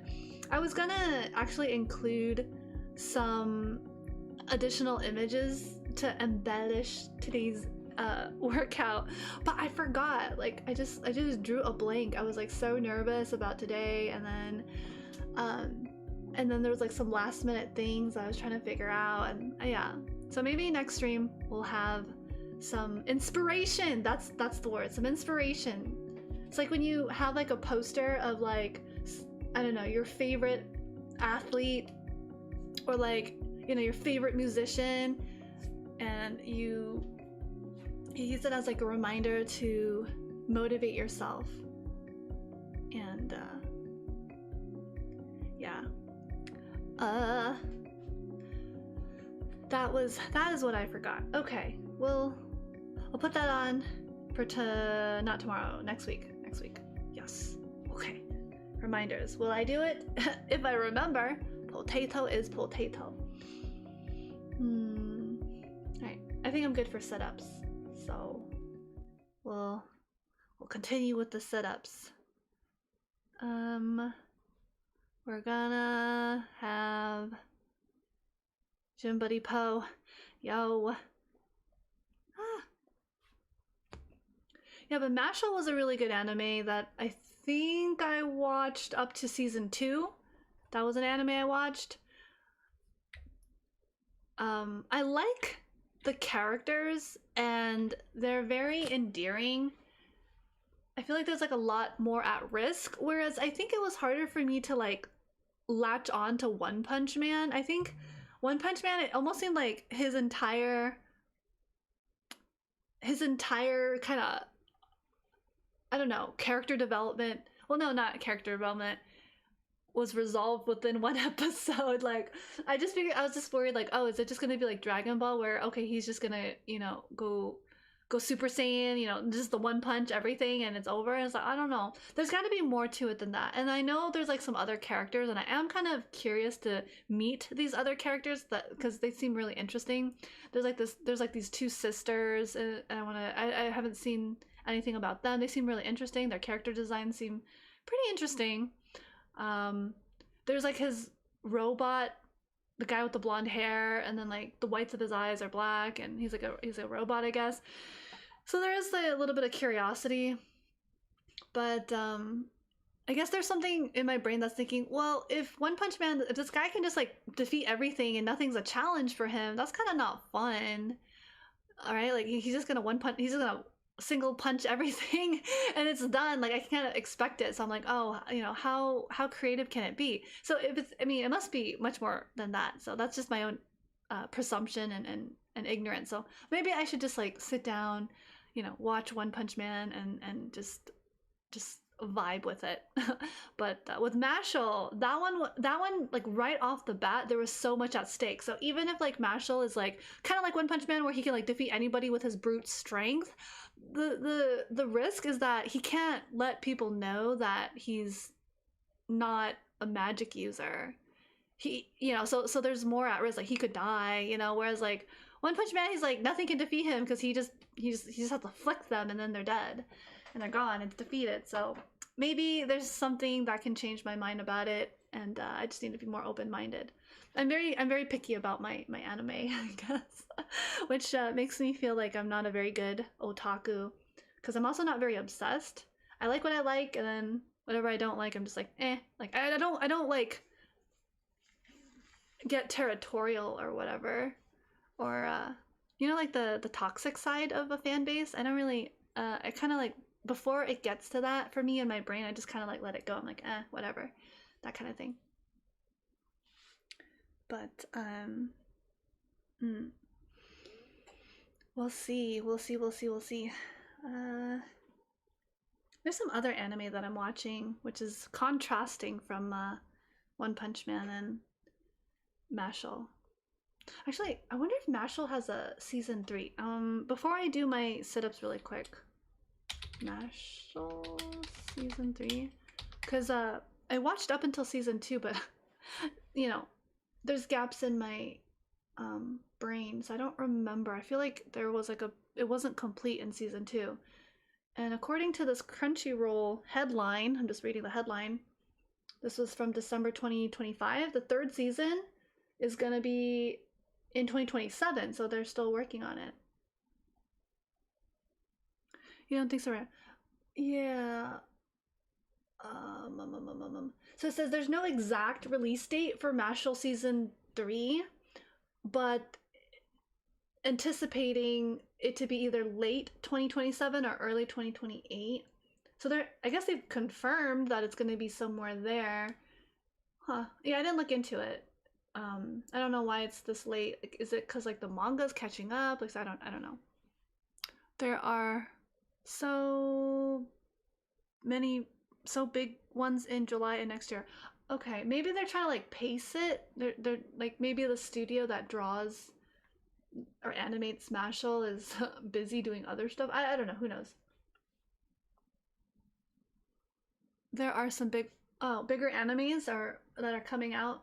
Yeah, maybe it's just to space it out. Maybe the studio needs some time, and I don't know. I didn't look into this, but yeah, I feel like the characters, and I think the art style of Mashal is kind of interesting. I don't even know if it's the same studio that animated One Punch Man. It's like similar but not. It has like similar, what is the word? Even the humor is kind of similar. Like you have this like stoic brawler basically, or keep in the studio that animates it. Right. Oh, okay. Yeah. So they probably want to keep to the same studio or find one that's better or whatever. Okay. Yeah. See, I don't look into like the stuff like that. So I just kind of wait for it and watch it, and then I'm just kind of like, nice. Other Mashal is his first. Oh, okay. Yeah, that's really cool. That's really cool actually. It's pretty awesome. Yeah, and like there's so many twists and turns with Mashal early on. Like for example, when he can't fly, right? So, because he doesn't have magic, Mashal doesn't have magic. So, how he compensates is so funny and unexpected. It's like that type of humor, where so he can't fly, but he just basically like he uses his legs and he just like it reminds me of some kind of like propeller. Basically, he uses his legs as a propeller. So like he's exerting so much energy and force that he just levitates from the sheer force of his legs propelling his broomstick. I thought that was so funny. So that's unexpected. There's another one where I don't know if it's like a spoiler, but he's up against like this really high level mage, and he plays wall ball basically. And I guess it's kind of a spoiler, but not really. Did Eye Shield 21? I don't know what Eye Shield 21 is, so I'm gonna have to look that up. Meanwhile, stalling my sit-ups. Okay, so looks like the same with One Punch Man. Okay. Alright, so who's the... So it was written by Dichiro Inagaki.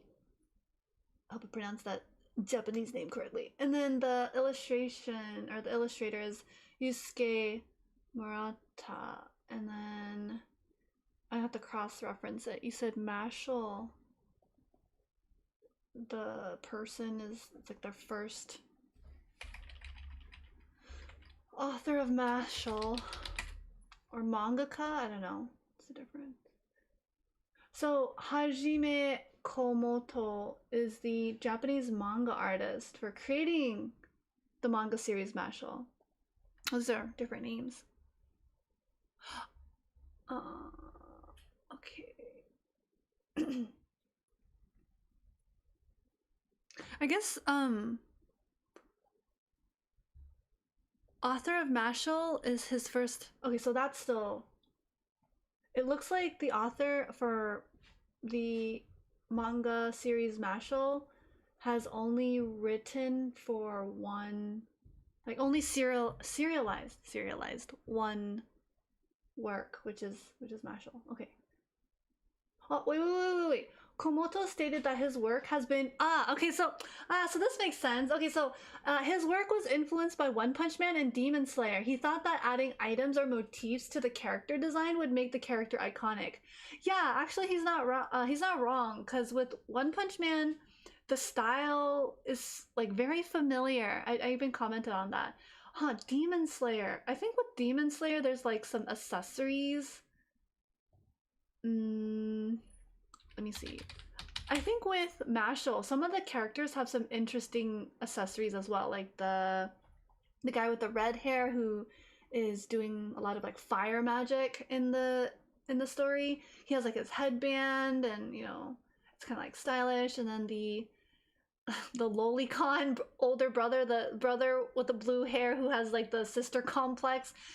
Those are kind of some funny. He has some like a nice earring accessory, and then Lemon, she has like the cute little ribbon bow. It's like these little. I wonder if he was inspired by Demon Slayer to add these kind of like accessories, because I feel like Demon Slayer uses more Japanese patterns in their clothing, contemporary. Mostly like contemporary colors and stuff. I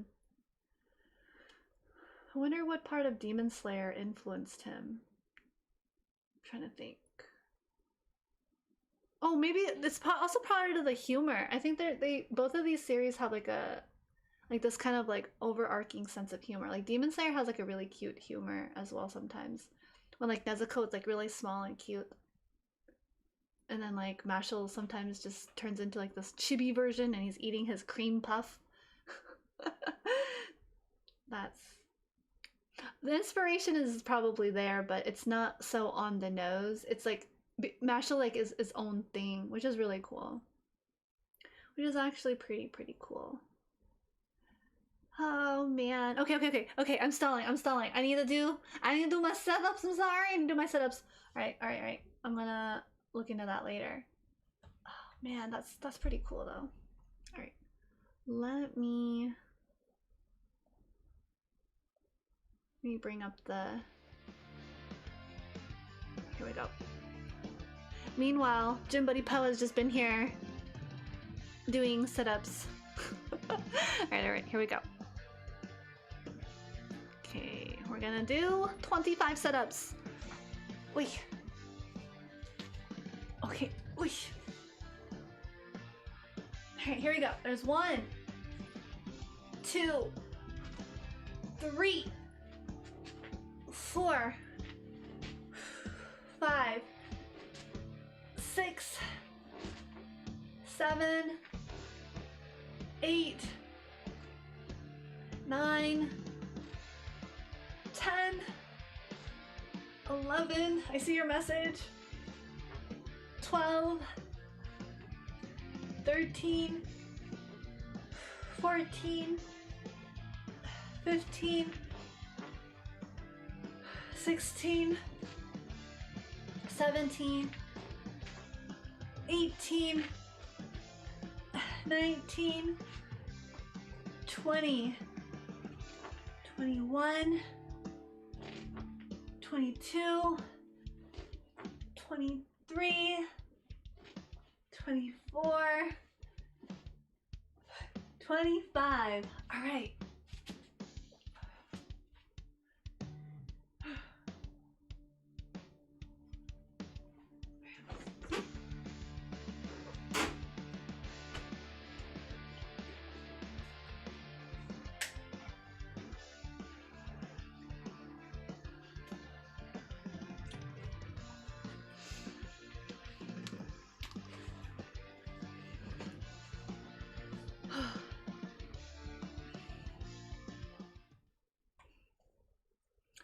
Not bad, not bad.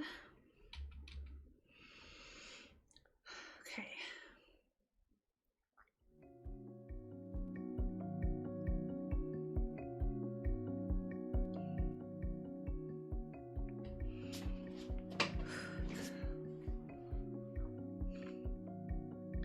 So that was done. Not too bad. So it'll be some squats next, which again will be manageable.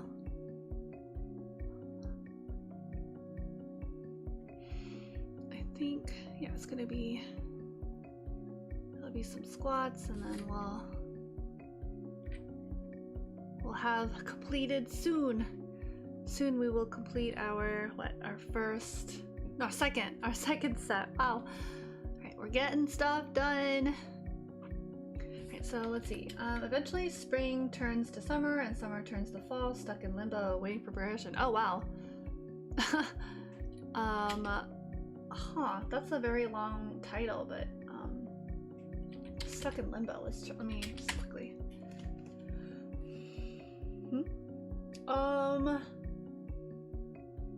What is this? This is an anime? Manga? Anime, let's look it up. While summer turns to fall? Is that what it's called? Wait a second. Wait a minute. Wait, what? Event spring. Wait, actually, it's not the entire title. Yo, what's good? We have Shingen Yamazaki. Hello, Shingen. Yo, welcome in. Thank you so much for tuning in. We are intermittently working out while geeking out and being anime fans, talking about anime stuff. I don't know if you want to identify as an otaku or a weeb. I personally don't, because I don't feel like I'm smart enough to know everything about anime. In fact, I get schooled by a lot of folks in chat letting me know about like the latest anime and who the author, illustrator, mangaka is. I'm just like, well, I didn't know about this. More recently, I did look into Apothecary Diaries and the author. Again, the names, I'll never know names. Apothecary Diaries. But the writer for Apothecary Diaries, I thought it was really interesting that they wrote about the Apothecary Diaries like on this like blog or whatever. No, not blog, but it's like where people, it's kind of like a fan fiction site, but it's not fan fiction, it's for like young writers. And they, you know, wrote like a draft of the original Apothecary Diaries, and then it was pretty good. And then like she has like a, or they, I don't know if it's, I think it's female, I don't know, I think it's a female writer from Japan. And they have an editor, and the editor kind of helped tweak it to what it is now. Because originally, Mao was supposed to be a mother of like 3 children, and it was supposed to be set in like a miner's town, like a town where it's known for mining. So that is not the version of the Apothecary Diaries that we know now. So yeah, really interesting. But I don't know what anime you're talking about. Eventually, spring turns to summer and summer turns to fall. Stuck in limbo. I haven't even heard this title before. Alright. Nope, I can't find it. I don't know. Maybe it's a... Maybe there's a Japanese title that I don't know. I'm not sure what's stuck in limbo. I can't find the anime or manga or whatnot, but oh well. Alright, so we did the sit-ups and I stopped for a minute just to check out some of these anime. And yeah, otherwise, I mean, besides talking about anime, I suppose we also talk about like frameworks of the mind. Now, psychology, sociology, interpersonal like skills, etiquette, big thinking, attempts to make big thinking thoughts into words. But yeah, let's see. All right, so squats. Okay, I think I can do squats. I believe in squat supremacy. Okay, what's this? Yeah, squat supremacy. Okay, that sounds a lot better in my mind than when I actually say it. So I realized that I probably just sound a lot better in my brain. All right, we're gonna squat. I'm gonna find where I can squatting. We're gonna squat. Yeah, gotta show off my back. Okay, nice design. Okay. Come on, Poe. All right, we're gonna squat. Yeah. I can't get the right angle. Why? Please. Okay, you know what? You guys are just gonna see my back. We're squatting backwards. Sorry. It's not every day I get to show off my jacket. Nah. Alright. I believe. Alright. Okay. Gonna get that hype music. Alright, we're gonna bring in the music. It's gonna keep us energetic for whatever. I just wish I could squat normally. Give me a second. I'll figure this out. Always a problem. Okay, you know what? This is a squat. This is the perfect squat. This is what a squat looks like, okay? Follow what Gym Buddy Poe does. All right, we got this.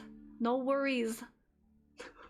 All right, 25 squats. Let's get it. Okay. Here we go. 25.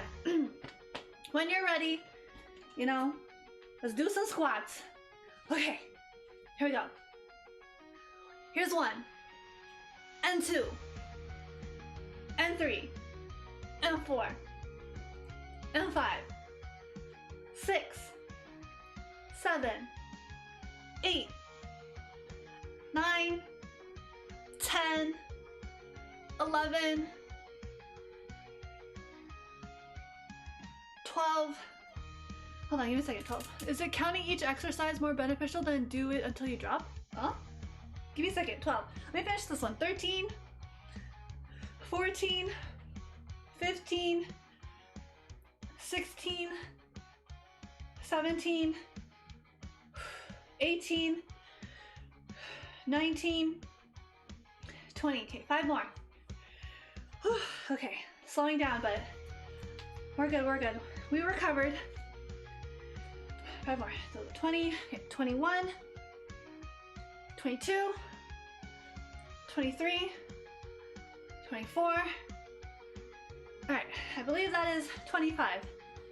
So, all right, 25. Okay, 25 squats. All right, let me check in with you. Let's see what it is. Counting exercise more beneficial than until you drop?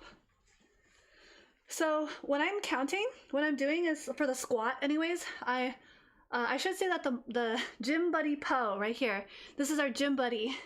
This is static, meaning, or not static, it's kind of a preset because I don't have the gear. I don't have the mocap technology. It's quite an investment, so I don't have mocap. So there's a doppelganger. I was gonna say double. You know what? Doppelganger, a duplicate, a copy, a twin. This is my twin, and they're just there to mimic. So it's not in real time. I'm actually counting and doing it myself. Whenever I do the set, so basically the squat is I'm standing up, and then I do the squat, and then my arms are forward, and then I come back up, and that's 1. So that's when, whenever you hear me count the number, it's when I've done the squat and I've come back up. So that's how I'm counting the squats. So I actually am doing the squats a little fast because I feel like I've recovered, but I am taking note that the squat is like in a good form. Definitely I do feel like I'm, exerting some energy because I feel it in my thighs and then like my breath as well. Yeah, I do tend to slow down towards the end of most of my sets just because, muscle fatigue and, stuff like that. So, but I don't know if I answered your question. Shingen? Yamazaki-san. I don't know if that answered your question. Yamazaki-san. Yamazaki. That's such a cool name. Sounds like it could be like an anime character. Sounds very... Yama means mountain. Actually, we learned that kanji in my Japanese class. It's so cool. It's like real life application. Cool, yeah. Yeah. So I know it seems like it's kind of weird because like you are seeing Gym Buddy Po. This we have nicknamed. The community has nicknamed this one Gym Buddy Po, and they are doing the workout in a different time than I am, but just so that you can see how to do the workout, the squat, the push-up, the sit-up, then this is just more for visualization, just to see the form perfectly. But I'm doing it in a different time. Do it in your own time, in your own pace, no rush. You can even be doing some exercise while listening, tuning in. Yeah, it's pretty flexible, right? It's kind of want to make it feel like, yeah, for real. It's like you kind of want to make it feel like when you go to the gym with your friend and you're just like talking while doing your workout. Because I used to go to the gym with my friend, and they would do their workout and I would do my workout, and it's pretty cool. Like we would share the equipment and we just take turns, and then they do their thing and I do my thing. Yeah. So it's nice to have like a gym buddy sometimes, unless you just like to eventually you just go to the gym by yourself, but I'm Po. I'm stingy, so I don't want to buy a gym membership. So then I thought, why don't I just work out at home? Haha. So we're working out at home. But I think a gym has a lot of benefits, right? You can use their facilities. They have equipment. Oh yeah, definitely spotting each other. Yeah. So for most of my streams, because I can't spot myself, I'm just like very careful. So my idea or my philosophy with fitness and health and everything is I prefer injury prevention. So part of injury prevention is I like to do kind of like a warm-up, and I like to usually do a cool down. So warm-up can be really simple, 5-10 minutes stretching, kind of do a full body scan, do your neck, the shoulders, the arms, the back, the shoulder blades, kind of like squeeze your shoulder blades together, get that nice stretch, stretch your hamstrings, stretch the glutes, the your thighs, do a nice little stretch,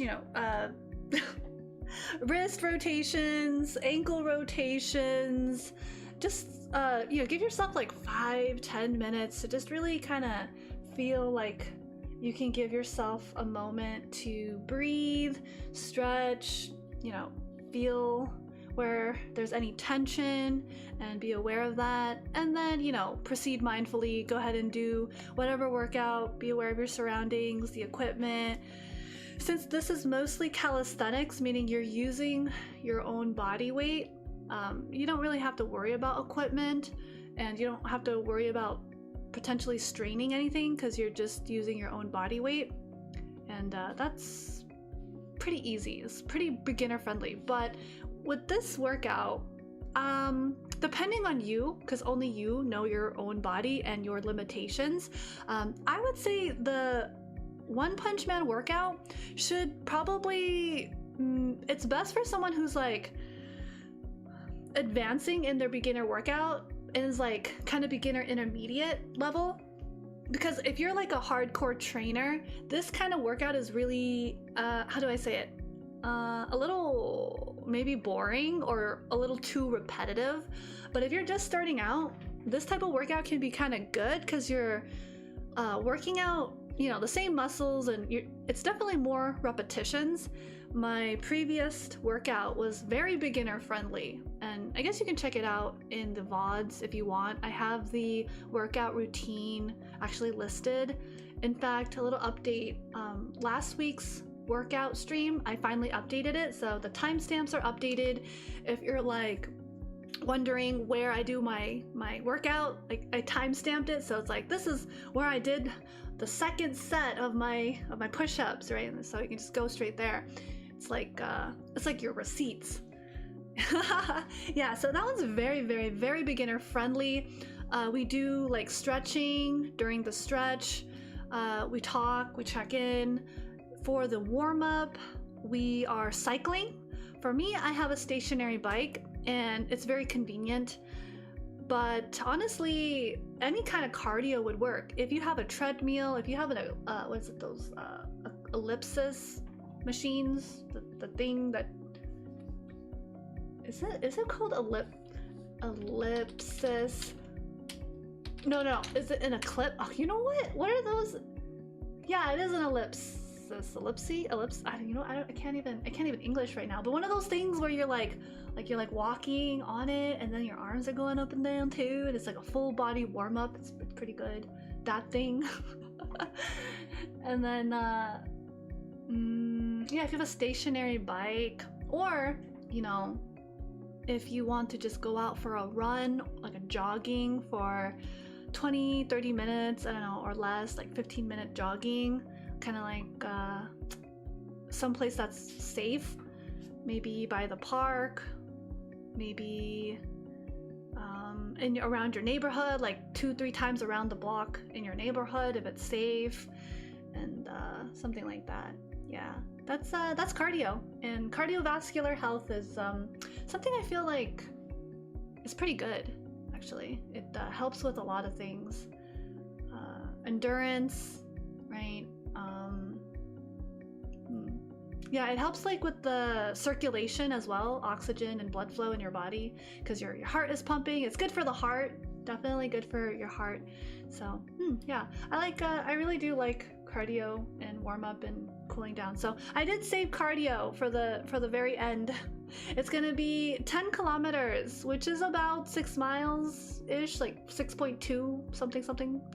And then yeah, that's gonna be interesting. So that's probably gonna take maybe, last we checked was what, 45 minutes at a tension control of 8 out of 10. Definitely getting a workout there. So let me go ahead and update. So I did. I don't know if you guys are following along, but go ahead if you want to just move on, move ahead. That's fine too. But yeah, I completed set number 2. Finally completed. I've done the squats. Not too bad. I'm still pretty good. I think it's because I had a good meal, like 2-3 hours, about 2.5 hours before today's stream, and I had breakfast. I actually had a banana and yogurt. So that was my breakfast. So I've been trying to be mindful of my calorie intake, because I think with exercise, like part of that, I always say, is like nutrition, and you know, it's a maintenance thing. It's you want to be able to maintain, be sustainable about your practice. I guess that means not eating expensive protein every day, but being more practical. Maybe it's meal prepping, maybe it's you know, I don't want to say go out and buy junk food, fast food, but that is so convenient. Sometimes that is just so convenient. I totally get that. But the fast food while it's convenient, isn't always like the most fresh or like healthy. Sometimes they put too much sodium in there, and so if you want to monitor like your sodium intake, that's something to consider, right? Like, yeah, you're getting food, sure, you're getting like your chicken sandwich, you know, but there's probably a lot of other like ingredients in there that's not organic. So anywho, I guess it's on to the third set. Actually, maybe I might have enough energy for the whole entire 4 sets. I was actually really worried I'd get gassed towards set 3, but I'm still feeling all right. I think I'm still pretty good.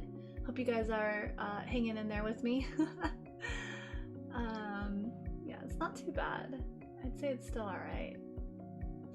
So far, so good. We're gonna keep going. Hi.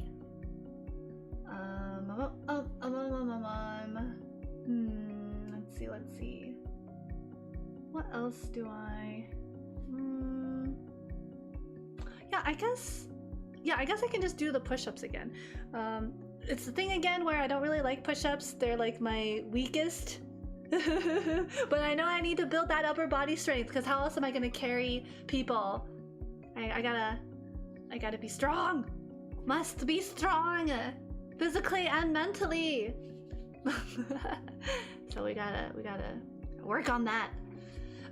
You know, just a reminder, when you do work out, happy hormones, you get the neurotransmitters that are, you know, gonna be flooding your brain, and you're gonna, you know, feel really happy after a workout. So that's a good source of happy hormones. And yeah, I've noticed that it can be very balancing to kind of be able to do exercise, like kind of like intense, like moderate to intense workout.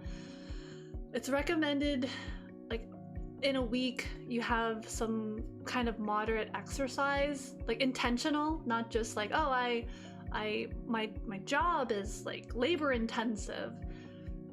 I'm sure that's depending on like how labor intensive it is, you're probably getting your workout there as well. So I guess additional working out is just more for like toning up and refinement, but it can also be very exhausting if your job is physically demanding, like you're a construction worker or you're I don't know, someone has to lift heavy boxes, you know, like a delivery or whatever, anything like that requires a lot of like physical labor. A farmer, you know, or something that requires you to be have some kind of dexterity, strength, and hand-eye coordination. That's really important. So yeah, now that I think about it, makes me wonder what some of the athletes from that one Korean show, what was it, Physical 100, I wonder what some of these athletes were doing before they became athletes, or were they always just an athlete? I feel like some of them were probably just working jobs, like a normal job, and then they probably had some passion for fitness, and then that kind of like turned into like a career path, I suppose. But I didn't look into all of the contestants. But yeah, Physical Asia is is very inspiring and motivating. So hopefully by next stream I'll have some kind of like something to visually motivate me, be like, yeah, I want to be like Sakura from Naruto and be able to punch something, break it. No, that's destructive. And plus, it's actually not very realistic the way some anime portray certain abilities, I guess, especially if it doesn't have a what is it called, weakness / handicap. Because with Sakura, her only limit with her physical strength is her chakra power or chakra control. So if she just has, you know, like with Tsunade, who has like a lot of chakra control, and then, you know, you're just really powerful. So I feel like it's not super balanced. I feel like there should be a little bit more to that, but that's okay. Doesn't matter. The what is it? The writer, the author, the mangaka, the whatever person, forget his name. of Naruto did say that he's not very good at writing female characters. Naruto Haruno.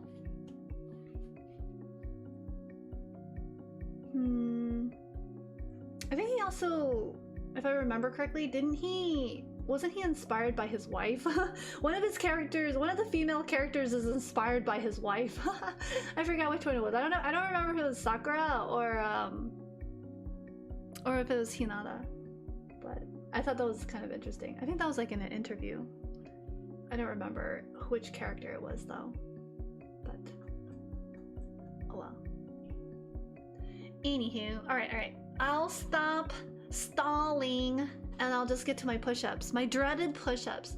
If y'all want to do some push-ups, yeah, do some push-ups too. Alright, we're gonna have to get Gym Buddy Poe. We gotta get Gym Buddy Poe back and doing some push-ups. Gym Buddy Poe will lead the way. Show us the way, Gym Buddy Poe. How does one do the perfect push-up? Haha. This is how. Okay. Push up. Oy. I don't know. I think I've recovered. I think I yapped just enough. I think I stalled just enough for my mana to like recover. So I think I can do my third set of push-ups. Alright. Okay. Got this. I believe it's possible. Anything's possible. Okay, let me go ahead and just adjust some. Let's go ahead and bump up some of this music to get us hype. We gotta get hype. It's really nice to be able to listen to like energetic music when you go to the gym. I wanted to play like some of the music that I used to listen to when I go to the gym, but I think there's going to be some copyright issues, so I think this one is kind of instrumental. There's no copyright for it, so I think I'm okay with this one. So this one's kind of like the stuff I listen to when I go to the gym. It's like rock, kind of like inspirational, fast-paced. Yeah. Do you guys listen to any music when you go to the gym? Anyone? Anyone at all? Or do you guys just kind of like listen to like cutesy anime upbeat music? Because I think that's really funny too. Alright. Without further ado. Okay. It's just 25, Poe. It's just 25. And if you need to modify it or anything, yeah, go ahead. Just gonna do, yeah. All right, here we go. Okay. 1, 2, 3, 4, 5, 6, 7, 8, 9, 10, 11, 12, 13, 14, 15, 16, 17, 18, 19, oh my gosh, 20, 5 more, give me a second, ugh, 5 more fam, hang in there, oi. Alright, here we go, 5 more, 21, 22, 23, 24, okay, 25, 25, all done, okay, oi, 大丈夫 okay, that was 25, what is it, push-ups. right, let's see, what is your question? Can I ask if swimming do you more harm than good? Because that's what my granny said to me. Okay, this is multiple perspectives. Let's talk about it real quick. So, depends on what. Is Granny talking about the ocean or the pool, like a swimming pool, indoor outdoor swimming pool? Because the swimming pool has like chemicals, and you don't want to drink that chemicals because it's nasty. In a indoor or outdoor swimming pool, there's like chloride, and like if it's a public pool, like you don't know who, you know, took a leak, took a leak in the pool. So, you know, Granny's not wrong, but she's not like super right, but you know, she's not wrong either. So you don't want to drink chloride or someone's whatever. There's like dead skin cells and hair, and I don't want to talk about it. It's nasty. But you know, swimming in general is pretty good because it's cardiovascular, and yeah, it's full body. You need to know how to swim, things like that. I personally cannot swim, so pool, water, body of water, I'm dead. Like, no, I will die. Cannot swim, will not swim, unless I have a floaty device or a lifeguard. So, for me, I don't like swimming, so it's harmful for me, you know? But if you know how to swim, and you're good at swimming, or you know, how to navigate bodies of water, like a pond, a pool, the ocean. Actually, I don't recommend swimming in an ocean, even if you're like super trained, but okay, yeah, if you don't know how to swim, then it's dangerous. It's very dangerous. But swimming in general, for people who know how to swim, it's a cardiovascular. It's good for the heart. You get a lot of endurance, and you're like whoosh, you know, you gotta move your whole body, you know, like what is it? What's his name again? Michael Phelps? Sorry, I'm so bad. Was it Michael Phelps? Michael Phelps, yes, thank you. Okay, I looked him up. Thank you, Google. Michael Phelps is an amazing swimmer, right? He's a Olympic medal competitive swimmer. He's all right. He's fine. He's doing all right. What is that one anime that has like the swimmers? What was it called? Swimming anime? Do you guys know the anime? What was it called? Free. I think it was called Free. Free with an exclamation point. That anime is pretty cool too. The what is that? The animation is pretty cool. It's really nice. So yeah, Free is the anime. It's talking about, you know, are they like in high school, the swim team? These guys are swimming, so they know they're really good swimmers, and I think they want to be competitive swimmers as well. Anyways, let's say you're inside, won't be having a fun time. Just say your insides won't be having a yeah, if you drink too much was it chlorine or chloride? It might be chlorine. So in swimming pools, right, chlorine, if you have a sensitive stomach, the chlorine can really mess up your stomach. The popular girl anime with hot boys. Yeah, there was another anime about ice skating. Give me a second. It's not Free. Oh my god, Yuri on Ice. Sorry, I needed a minute. This was like early 2000. Well, no, this is like 2010, 2015. Yuri on Ice was about ice skating. Let me double check what year this was. 2017. Okay, I was close. I was in the ballpark. Yeah, Yuri on Ice.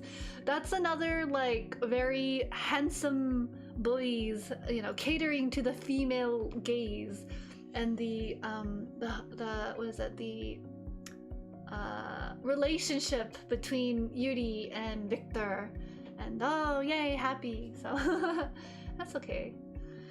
It's okay that they are happy couple together forever. So yeah, Yuri on Ice was actually surprisingly it was actually really interesting because it shows this man, Yuri, who is trying to be an ice skater, but he has a lot of insecurities, and it's like, how does he overcome these insecurities to do his best and be the best ice skater he can be? And I think it's very sweet that it's coming from like a men's perspective, because most of Yuri on Ice, the cast is mostly like the men's ice skating, so you get like a different perspective, which I thought was interesting. Yeah, I once tried to learn how to swim from morning till night. I woke up the next day with skin burns from the sun. Oh yeah, surprisingly you can still get sunburn when you swim. Yeah, that like the water does not protect you. Sunscreen, but you would want waterproof sunscreen, and with sunscreen you have to apply it every like 2-3 hours, because your body absorbs the sunscreen and then it's not as effective. So maybe every like 3 hours, you know, if you're still outside, yeah, you're gonna put on some sunscreen.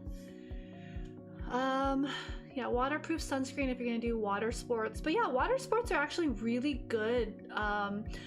What is it? So there was like this training.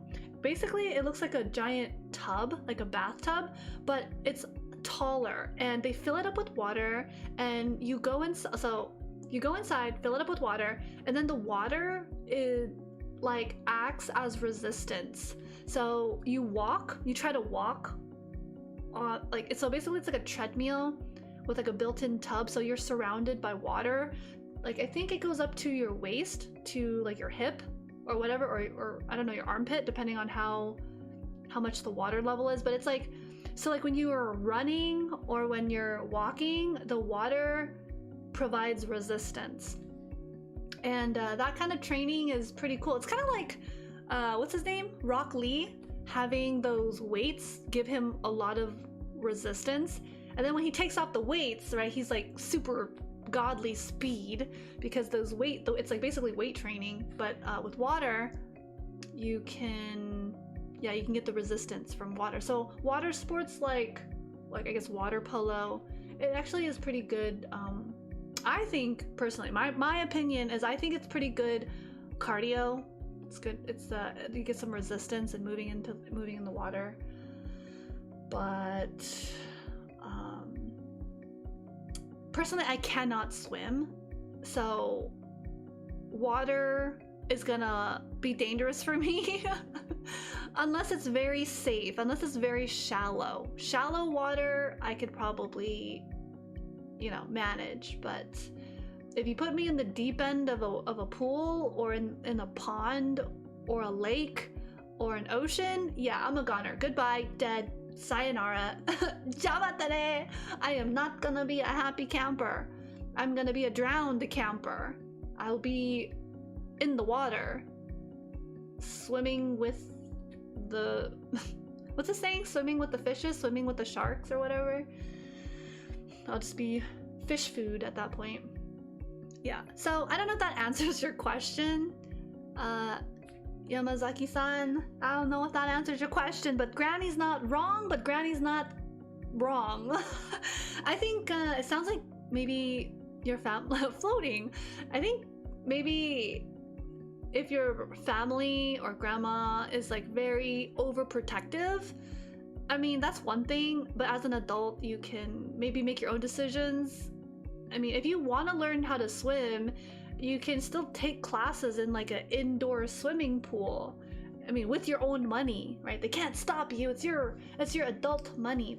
You can do whatever you, I mean, you can do whatever you want. Is it ethical? Is it, you know, are you hurting anyone? I don't know, but that's for you to decide and society to judge, I suppose. 6 feet swimming pool. Let me think. So 6 feet is, depending on how tall you are, then that one is, or actually, what is considered the deep end? Deep end is like 8 feet or more, right? Deep end pool. Let me double check. Let me double check. What is considered the deep end of the pool? Like 6 feet is kind of getting a little again, it depends on how tall you are. But if you're like a child, then 6 feet is very, very, very deep end of the pool, because you know, children are small. If you are like 5 feet something, like if you're 5 feet, then yeah, you're still, you know, you'll need to know how to swim. If you are 6 feet and above, then, you know, if you're like really, really tall as a person and you go into like a 6-foot swimming pool, you can just practice and train, right? Because your feet can always touch the bottom of the swimming pool, so you're not in danger unless you slip and hit your head, and then then you will drown. But always swim with supervision? Question mark. I don't know. Let me see. Okay, so when it comes to the depth of a residential pool, the deep end, the average is typically 5 feet to 8 feet. So 5 feet to 8 feet is considered the deep end of a swimming pool. So yeah, 6 feet is kind of getting there. Again, it depends on your height. If you're like me, then yeah, 6 feet, I better swim. Because that's like a whole foot of me not being able to breathe, and you know, like my feet can't touch the ground. So I don't think I wanna swim. I don't want to swim in 6 feet. But if you like want to practice swimming and you're like 5'7" or something, then that's a good place to practice. Yeah, you're technically still kind of safe. I mean, you always have the edge of the pool, and if you're just training, like what I used to do in swimming class is like you hold the edge of the pool with both of your hands, and then you just practice like kicking your feet, and then you like put your face into the water, and then you breathe out, and you know, you practice, and then, you know, swimming classes. Yeah, I think it's okay, but again, it's you need to know how to swim. Do you know how to swim? Can you swim? I cannot swim, so even 6 feet can be kind of like, if I'm not careful, I slip and I can't hold on to something. Yeah, I'll be scared. But if you can swim, you're like a fish. Nothing can bother you. You know, 6 feet's not that bad. I think in a swimming pool, when I was growing up, the deep end used to be like 7 to 8 feet. And that was like for people who know how to swim. So I never go to the deep end because I can't swim. I always stayed in the shallow end, which is like what, like 4 feet or something. Yeah, so was Granny right? Was Granny wrong? Granny's just trying to protect their offspring from dying. Yeah? Granny's just making sure their grandson, grandchild, granddaughter, grand offspring is not dying. Yeah. Granny's not wrong, but you know, to each their own. Are they overprotective? Questions, you know, that's up for you to decide. Do you want to earn money and use your money to take swimming lessons? You can do that. That's okay. Just don't die, you know. We do not like that. Part of my Japanese class lately, we've been learning more vocabulary. We learned the word to die. And it's really interesting. It reminded me of Shinigami. You guys know Shinigami, right? Shinigami is basically, in Japanese, the god of death, or like the Grim Reaper, basically, right? Shinigami. And yeah, Shinigami are kami, which is like a deity or god, like a deity of death. And so when I learned the vocabulary in Japanese for death or to die, something is dying or whatever, like your plant died, right? My plant, I killed my plant. My plant, my rose is gone. My tulip, my daisy, my cherry tomatoes, they're dead, they're gone. It's was it shime, the root for The dictionary root word for to die is shime. Shime, Japanese verb. But then you have to conjugate it. So it's like shimeru. And then, you know, we're learning the te form of Japanese verbs. So now it's like, I don't know, shimete. I think it's shimete. I don't know. So if I want to say my plant died, I don't know how to. I have to think about that. I need to study my Japanese better. But yeah, shimeru. It's really easy to remember because if you know shinigami, it's the shime, shini. It's just conjugated differently. Yeah. So yeah, I don't want to shimeru. I don't wanna. Shimete, I don't want to die. I'm not about to become a ghost. No, I want to live. I want to live happily and healthy. Words.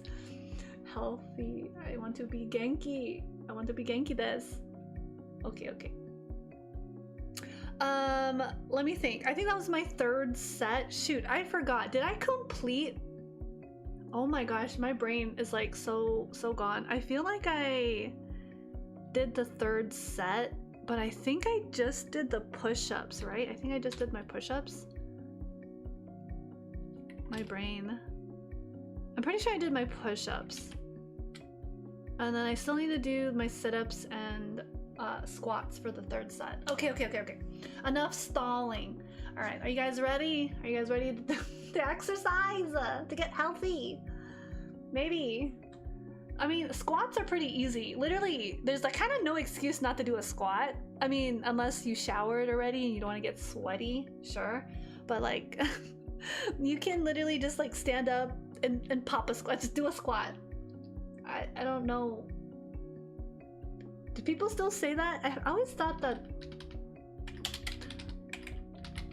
I always thought the phrase was funny, but I guess it means something kind of indecent, so maybe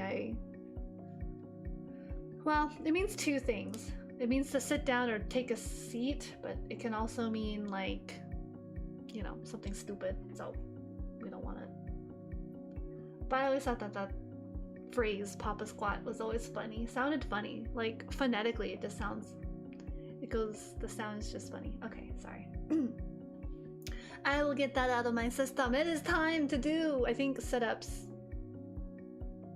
I feel like I'm like too tired. I have like too many happy neurotransmitters. I can't keep track. Did I do my sit-ups? I feel like I did sit-ups and push-ups. I felt like I thought I did my 3 sets. You know what? I'm gonna have to rewatch this VOD and like figure out what the heck happened. Okay, well, I'll just quickly do the sit-ups and squats again. I'm trying to think. The music's not helping because it's on repeat, but okay. Well, actually, you know what? Gym Buddy Po. Ah, yeah, okay. Gym Buddy Po is helping because Gym Buddy Po is still doing the push-ups, which means I finished my push-ups from the 3rd set. Okay. I need to hustle because... Man, I'm stalling. I'm Poette ever stall. Alright, here we go. We're gonna do some setup. So Gym Buddy Po is gonna demonstrate how to do the perfect setup because Gym Buddy Po knows how to do setups. Right, Gym Buddy Po? Yes, exactly. No worries. We got this. Alright.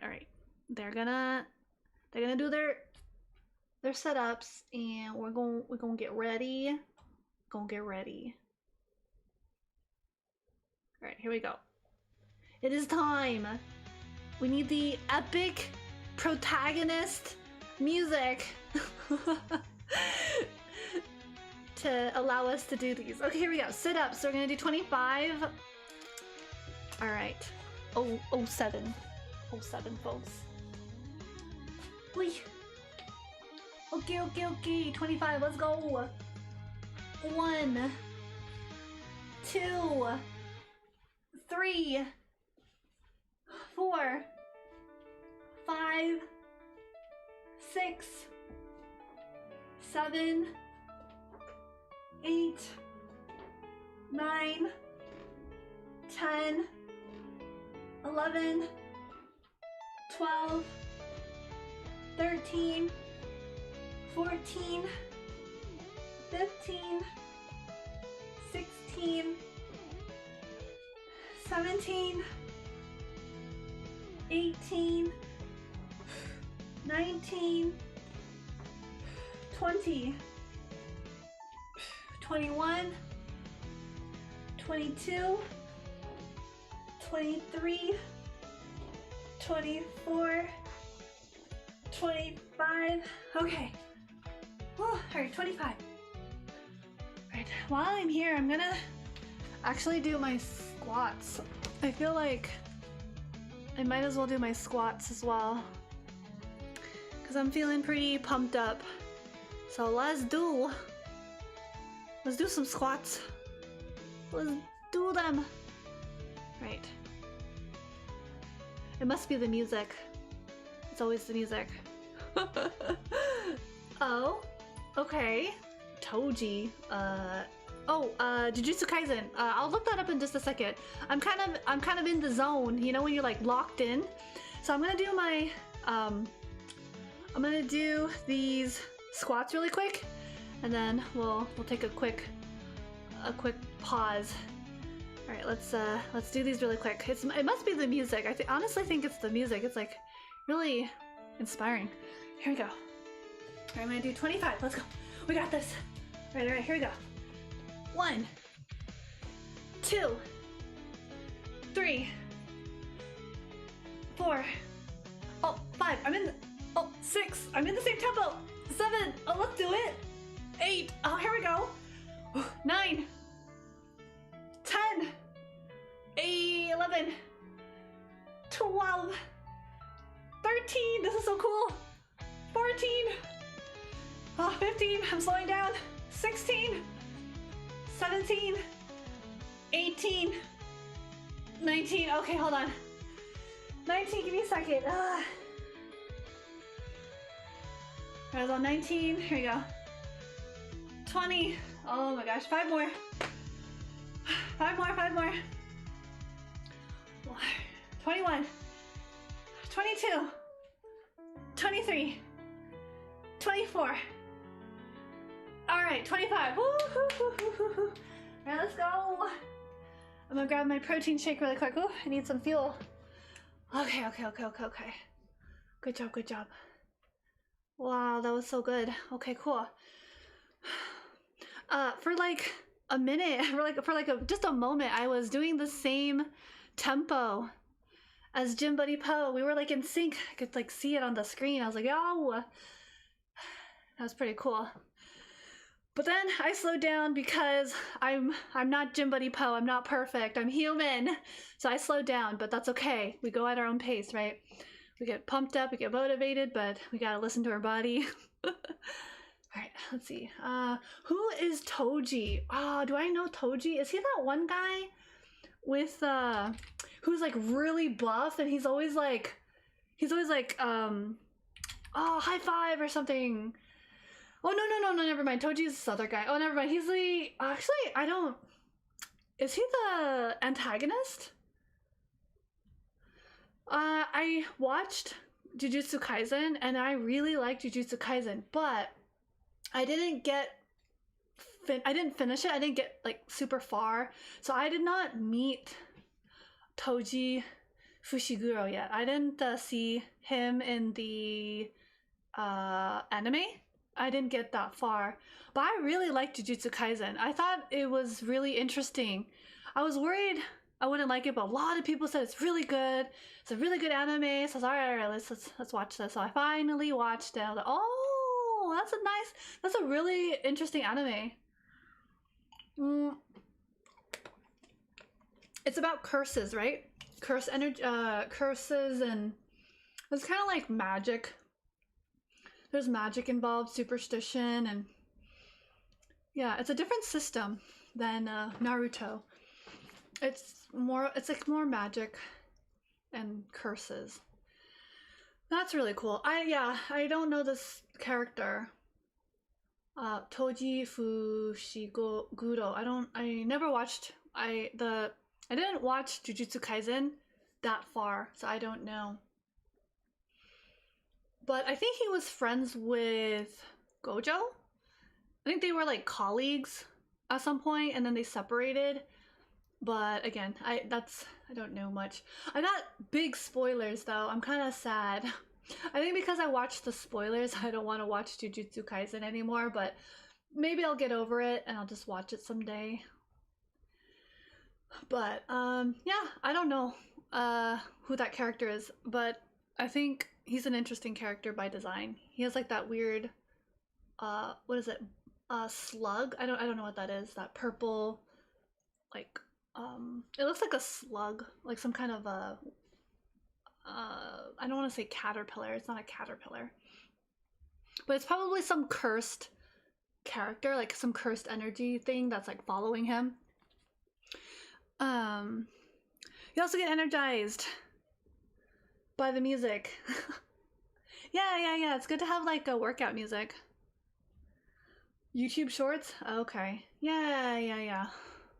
YouTube Shorts. Yeah, that's usually a lot of content there. It's pretty cool.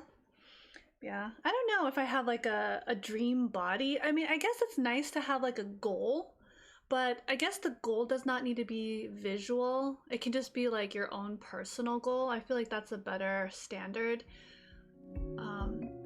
So it's like, because the reason why I say that is like I don't know if you guys know who Ollie London is, but Ollie London is not about fitness or exercise at all. It's kind of maybe the opposite. But he wanted to look a certain way so badly that he spent so much money like getting basically cosmetic surgery like on his face just to look a different ethnicity.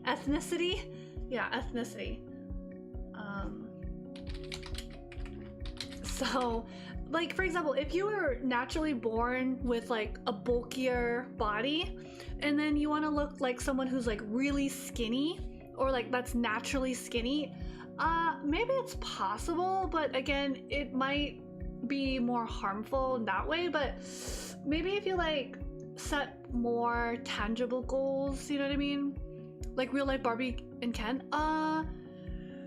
Yeah. Oh yeah, Barbie and Ken, those dolls, you know, Barbie, the body proportions are unrealistic, and I didn't know about that for a very long time. But I never really liked Barbie too much. I mean, I was like okay with it, but I feel like it never really like resonated with me, which is weird because growing up I had like, I guess I don't know if we still have them. I don't know if it's like in storage somewhere, but I had like these really old Barbies, and they're still in the box. Like they're not mint condition, but they're just still in the box because I never took them out. I didn't want to play with them. And like, you know, I got one for like Christmas, you know, like when you're in elementary school and, you know, students like trade gifts with each other. And so one was like a Barbie, and so I got a Barbie. So it was like a secret Santa. That was like in elementary school, the teachers would do like a secret Santa, and they would tell you, oh, this is the person you're gonna give a gift to. So I guess someone knew that they were gonna give a gift to me, so they got me a Barbie, and it was like this really pretty Barbie with like a beautiful like red ball gown dress. I just never opened it. I was like, oh, this is too pretty to play with, and I don't really know what I would do with it, and I don't want to carry this really nice doll around and get it dirty anyways, and I don't know how to play with these things except just look at it. It's like, oh, it's so nice. So so then like I also, when I was younger, you know, got this other Barbie again, like this really big poofy ball gown dress, and it's like blue with like colorful pastel little butterflies on the dress, and so that's 2. And then I got one for like my birthday, and yeah, so that was like 3. I don't know, so I have like 3 or 4, and they were just in their boxes for, I don't know if we gave them away, I don't know if we threw them out or donated them, I don't know. But yeah, the standards, I always felt like their features were a little, I mean, I always just thought, oh, it's a toy, it's a doll, it's not supposed to look like real. but there was always something kind of like unsettling about it. But then I learned about like those creepy dolls, or, you know, like back in the day when it was like Chucky and like those types of dolls, those porcelain dolls that are really creepy. I'm like, oh hell no, I'll take Barbie over those. But I just never really cared for those types of things. Maybe that's why I never got into like figurines as well, because I guess I associated anime figurines as like similar to Barbie dolls. But with Barbie, it's like there's no real person, there's no real story, and the, you know, Barbie world and stuff came later. But whereas like you're buying a figurine of like your favorite anime character, that one is because it has a little bit more value, because like you know the story, that's like the character. But because of my association with like, you know, dolls growing up, I didn't really care for them that much. And so maybe because of that, I tried not to associate beauty standards with Barbies. That was a really big problem. So like in high school or college, they started talking about toxic beauty standards for both men and women at the time. And so that was a big deal. And then I realized like, oh, that's really interesting. I wonder how much like subliminal messaging or environmental messaging I got regarding beauty standards to look a certain way. And I was like, huh. But then I also had some very supportive family members. You know how family members are like, oh, hey, you look great today. Oh, wow, did you lose some weight? Wow, you know, you're so much taller now. You know how like family members can be very nice about it, or very mean, depending. Like, wow, you're growing up and you look so handsome, or oh, you're so beautiful now. Oh, look at you, you're so young. You know, like when you're growing up, you're like a teenager and you're visiting family members, and so they'll comment on your appearance. So I was really lucky I had a lot of that positive feedback.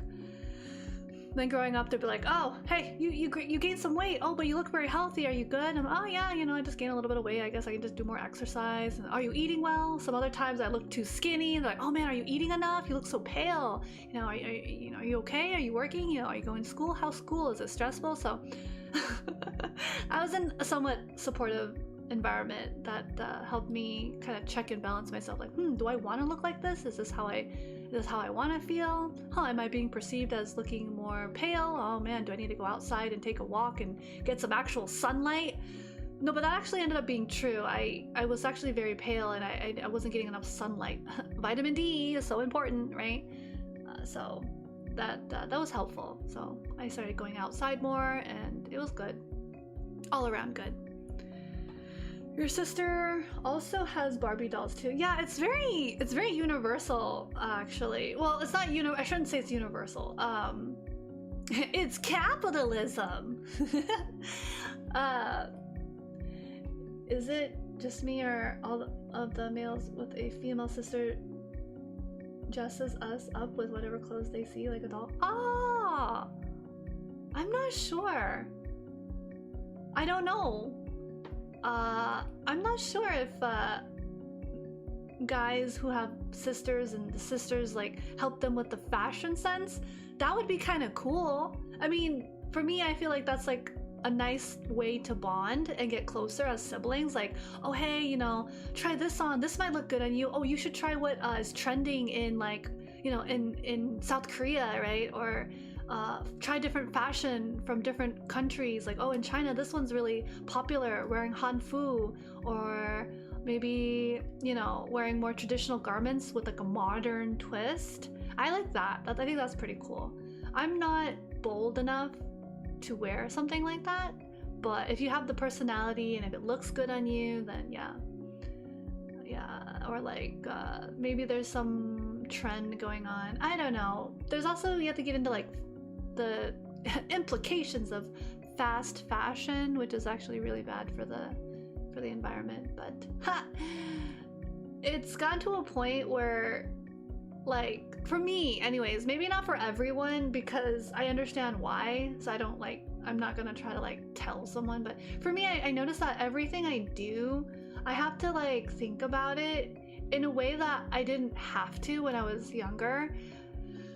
Because there's so much transparency and awareness. If you choose to look away and ignore it, that's a choice. And by default, that choice is a participation, whether it's active or passive. It's participating in the system that you might even complain about. You complain about things like, oh, global warming, but then you have to ask yourself, well, how am I contributing to the things that I'm complaining about? Right? It's not saying like it's like your fault. It's more like, well, what are some steps that I can take to, you know, address my complaint? If I don't like that a company is not sustainable, I have the choice. I can change my behavior and not buy products, right? That's a choice. But if you're like, I don't care, too much brain power, planet can explode, I don't care, I'm only gonna live until a few more years, and then that's actually another cognitive distortion, by the way, that is actually really interesting to explore. And no, it's not overthinking. It's called mindfulness. It's also kind of called critical thinking in some areas of study and practice. So critical thinking requires effort, and when you don't want to put in the effort, then you don't want to put in the effort. That's it. I'm not gonna label it, but you don't want to put in the effort, then you don't want to put in the effort. It's as simple as that. Because yeah, it takes a lot of energy to be conscious, to be aware, to regulate, to manage your own response to things. Yeah. That's why it's not easy. But does that mean we can't do it? No, we can. We can do it. It just takes practice. It just takes a little bit of time, a little bit of patience, a lot of practice to develop strength in your mind, like doing a push-up. I don't like doing push-ups because a push-up requires a lot more effort from me, but I know that the push-up is like literally making me stronger. So I mean, I'm gonna, you know, put in that extra effort. Must have been hard for introverts. Yeah, introvert gang. Believe it or not, I am an introvert, and extroverts, I can talk with introverts, but I can't talk and interact with the introvert for too long. Otherwise, I just kind of like my social battery just goes like this. I just kind of start dying a little inside. And it's not like, it's not on them, it's like maybe I'm the problem, right? Like it's like my own limitation. It's not there's no one to blame except maybe myself. Like, oh, why can't I be an extrovert? Because I'm an introvert. So I am an introvert. I'm just a talkative introvert. So yeah, there's actually this really interesting YouTube video about, it's in Korea, so these are like people from Korea, and they gather like, I don't know, they'll gather 10 introverts, and so out of the 10 introverts, there's one person who's an extrovert, and they have to guess who is the extrovert. And then turn it around, there's 10 extroverts, and then there's one introvert in the group, and then they have to guess, okay, out of the 10 extroverts, who is the introvert?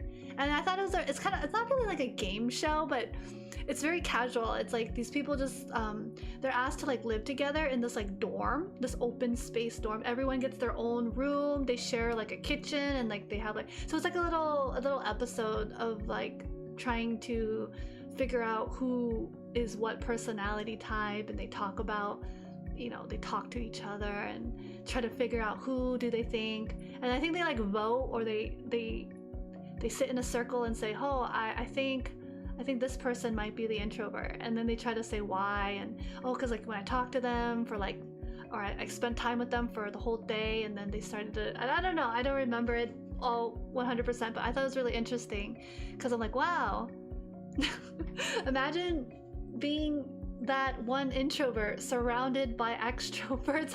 I would just have to be like Save my energy, conserve. Don't let them know I'm an introvert. Oh, psychological warfare. How? Wait, how? How is that psychological? How? What? What? Wait, what is the psychological? Oh, because like you're an introvert and you're trying to hide, so it's like you're trying to be espionage, like that, like kind of sneaky. I don't think it's psychological warfare. It's more, it's let me see if I can find it. It's not like that. It's not what is it? It's not malicious. It's, hold on, let me see if I can find it. It's not malicious. It may be more like espionage, like sneaky, like undercover. It's more like being an undercover introvert. It's kind of funny. Let me, what was it called? I think it was like Koreans. It's in Korea, it's like South Korea. I think it's like introverts and extroverts. Let me see if I can find it. Oh, and then there's another one where it's like kind of like a matchmaking. It's kind of like one of those matchmaking shows as well. So it says, can the extroverted woman and introverted man match? And it's like a little, it's almost like a dating show. Ah, this one. I think it might be this one. Or this is one of them. It's by Jubilee, and it says, the title, if you want to look it up on YouTube, it's 6 extroverts versus 1 secret introvert. And I think it's called The Odd One Out. But this one's not from South Korea. I don't know if I can find the South Korean one. There was like, I think there was like 7 or 8 of them, and they were trying to figure out who is who based on their personality types and was it the Myers-Briggs personality test? It's pretty interesting. Oh wait, this one is Korean, but this one is with the K-pop idol group. It's the 3 introverts versus the 1 extrovert in the same room. That seems kind of interesting, but I can't seem to find it, but I think I have it somewhere saved on one of my playlists, like, oh, watch this, it's kind of fun. But yeah.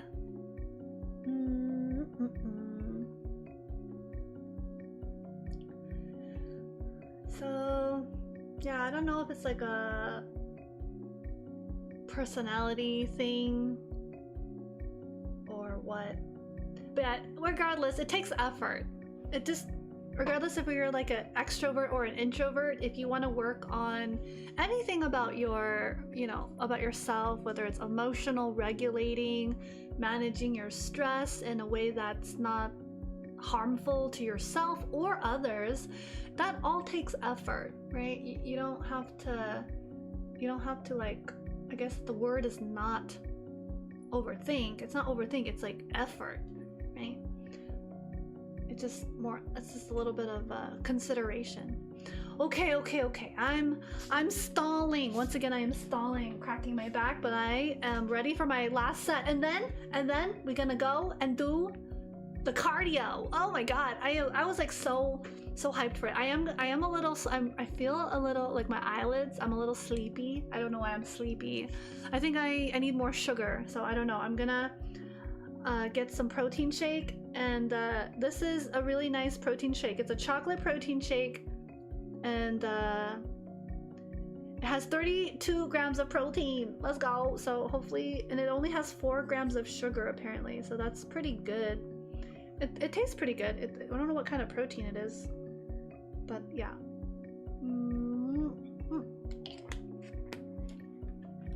But basically, I had to buy a protein shake just to see how it for this workout, because I wasn't confident that I could make a protein shake because I've had some nightmares. I've had some really bad situations where like every time I'd go to make a protein shake, the last like 2-3 times, something breaks, something falls, something crashes, and I'm like really what's the word? I'm really traumatized. Yeah, no, so I'm kind of like worried about making my own protein shake, so I don't know what I'm gonna do about my protein powder. But one of these days I'm gonna finish it because it's, you know, I need to finish it. But for now, I went out and I got like a protein shake for myself because I'm like, well, I want to recover faster. So nutrition, I'm using nutrition and stretching and all these like self-care to help with my recovery process, so I can get stronger, so I can carry people on my muscles. What muscles? The muscles that are developing, you just can't see them yet because I'm developing them, so I'm a work in progress. Aha! All right. Let me go ahead and get the Gym Buddy post set up. We're gonna get some push-ups. My least favorite thing is push-ups. I don't like them, but they're good because they're making my biceps strong. I'm becoming stronger. So we must do the push-ups. Wait, how do I? Okay, yeah, okay, push-up. Is it safe to just eat raw? No, no. Okay, I'm gonna say no, but I don't know what's the truth. I'm gonna say no because the reason why I say no, this is my reasoning. And if someone's like, no, you can eat it, no. I don't want to eat raw protein powder because it's very difficult to consume. Have you guys heard of the cinnamon powder challenge? Do you guys know what that is? Is it cinnamon challenge or cinnamon powder challenge? No, it's just called the cinnamon challenge. Yeah, it's the cinnamon challenge. I thought it was really like weird.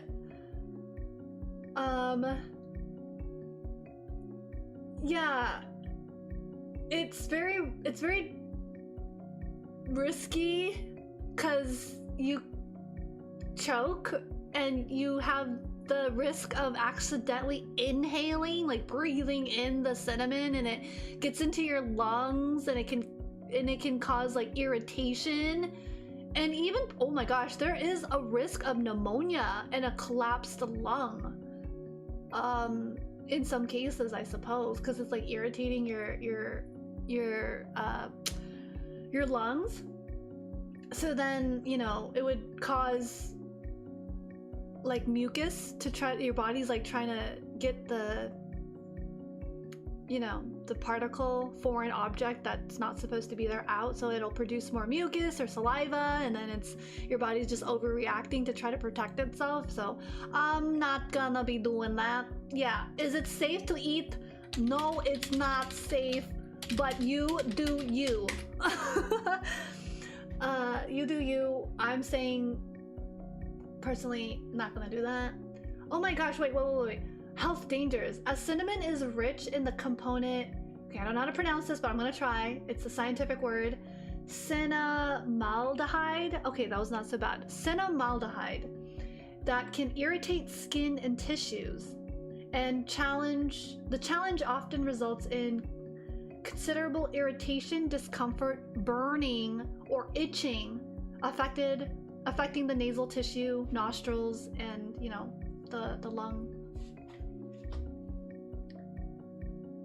Like, here's the thing, you could tell someone that something is like not good for you, but like whether they do it or like what they do, you can't control them. Do you know what I mean? And so like that's part of the like learning and unlearning we have to do. You can only just do your best as a person, controlling your thoughts and behaviors and just doing your best to be present, and also setting boundaries when you need for yourself. The boundaries are for you, not for the other person, right? The boundary is like, hey, if you're going to yell at me, I'm going to like disengage from the conversation and like, you know, potentially not talk to you. And that's my behavior that I'm changing. That is my boundary, right? Like if you're gonna call me names and be very mean, verbally abusive, I'm going to do what I need to do to protect myself, and that might mean I'm not gonna engage with you, right? That's a boundary that you set for yourself, right? That's, you draw the line. Yeah. That's so weird. What a funny person. Well, if he's not, you know, if he's not, what's the word? If your friend is not, being like, if they don't have pneumonia or a collapsed lung or have any problems, then like I said, like, just, I don't know what you want to do. Like, you can't control your friend's behavior, but personally, I draw the line and I say no. I don't know. Do you wanna follow your best friend and try to eat raw protein powder? Oh, also, different places might have different types of protein powder. I don't know. Powder is powder. Like, I feel like powder is everywhere universally the same. I was thinking like maybe the powder is like different, but at that point, I don't. Yeah, that's a hard no.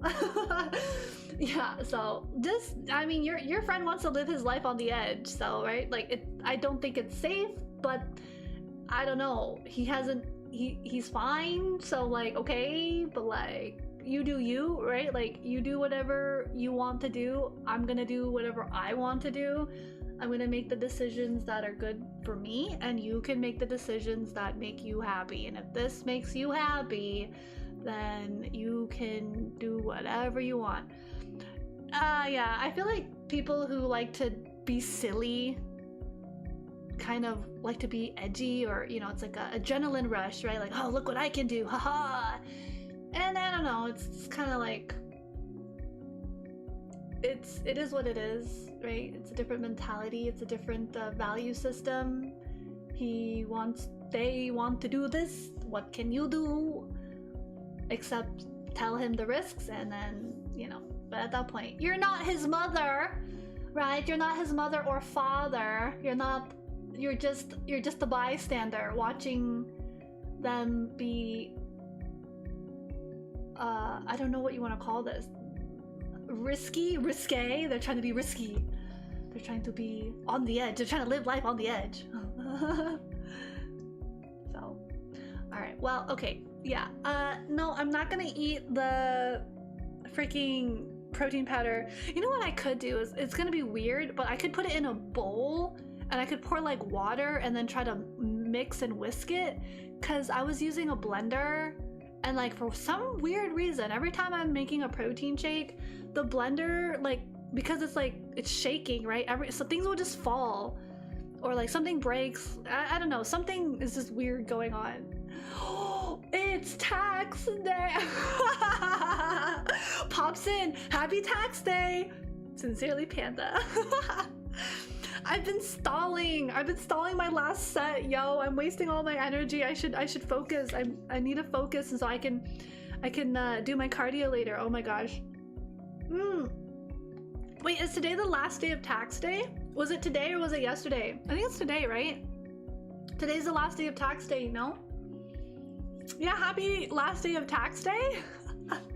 Happy last tax day.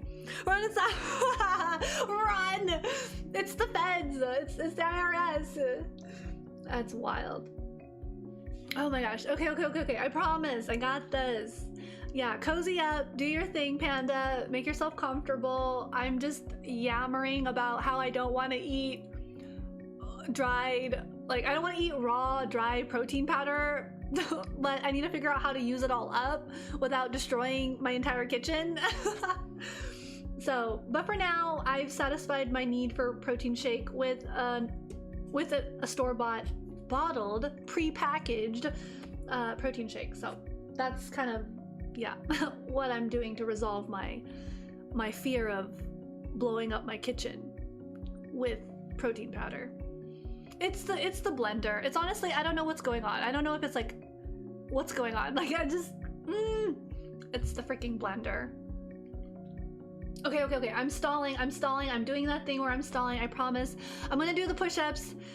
I hate push-ups. You guys know I hate push-ups. Like, I could just talk and never do push-ups, but I need to do the push-ups. We gotta get stronger. I gotta carry people on my muscles, right?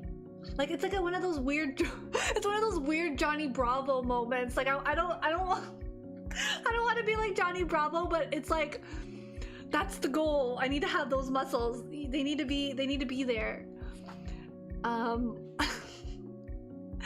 Okay, I promise. Okay, I got this. Trust. I know it's possible. Anything's possible. Here we go. Is it 25? 25. Okay, we'll do 25. All right, here we freaking go. All right. Hype myself up. Hype. Okay. Do just a quick little stretch. Okay, that music's like, all right, it's time to do push-ups. You don't like it? It's okay. Time to get hyped up. All right, here we go. I'm gonna do assisted because I can feel my arms are kind of getting there, getting kind of tired on my muscles. So here we go. 25. 1, 2, 3, 4, 5, 6, 7, 8, 9, 10, 11, 12, 13, here we go, 14, 15,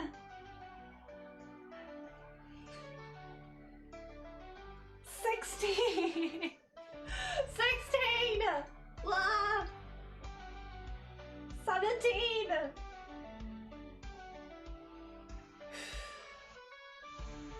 18, oh my gosh, 19, 20, 20, 5 more, 5 more. Okay, here we go. 21, 22, 23, 24, okay, 25. I lived. You know what's really interesting? The music is very serendipitous. Like, it's very...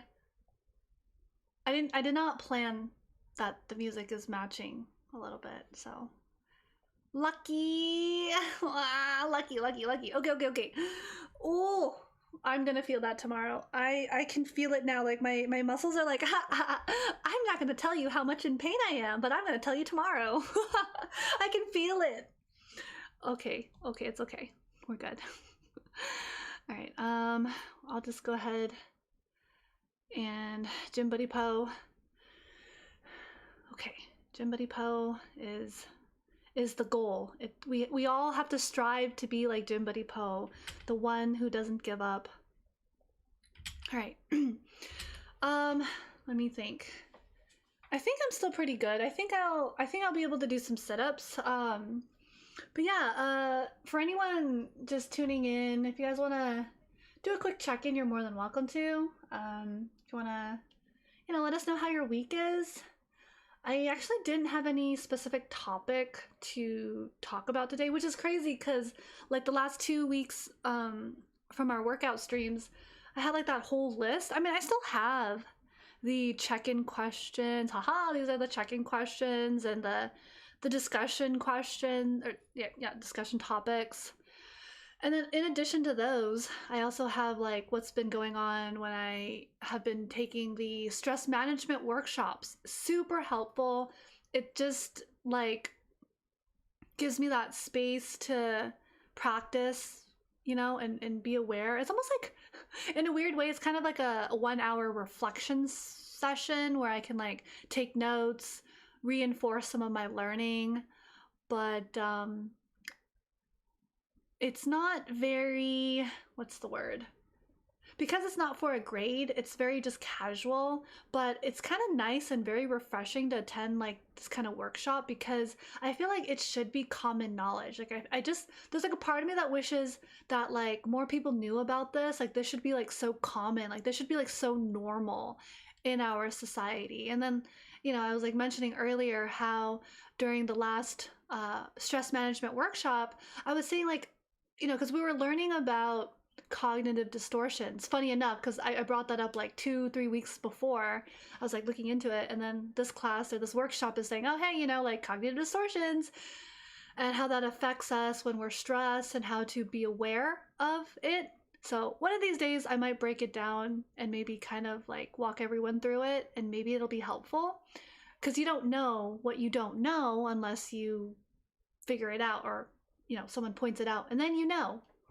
So it is about bringing awareness. It is about like sitting down. The facilitator is really nice. She gives out like handouts, so we take home, we can review it. So I have those handouts. It's like stuff that I've known or I have learned about, and I'm just like really excited. It makes me really happy. So I just wish this was more common knowledge. Like I wish it was just like embedded in the IV of life. Like if I wish it was just like in our system, in our general conscious, like in our, like, you know how like everyone knows about like common things, like what is something that like is very very common, like culturally, there's a lot, like memes, you know, like people know certain references and memes, and or they'll know, like they'll have like a really good understanding of like an actor and like all the films that they've been in, but like we don't know how to like manage stress or like regulate emotion or how to do rupture and repair in our own personal lives and in our relationships. And it just like kind of blows my mind, because I'm like, I'm just now learning this, and I'm like, why did I not know this sooner? And where was I supposed to learn this? In school, in class? You know, like what? I have so many questions. So that is my ramble. We're just gonna sit with it, and then I'm gonna do some sit-ups, I suppose. We'll just do some sit-ups. Whoa! Yeah, but also just kind of allowing conversation topics to flow naturally with those who are present. But, you know, it is what it is.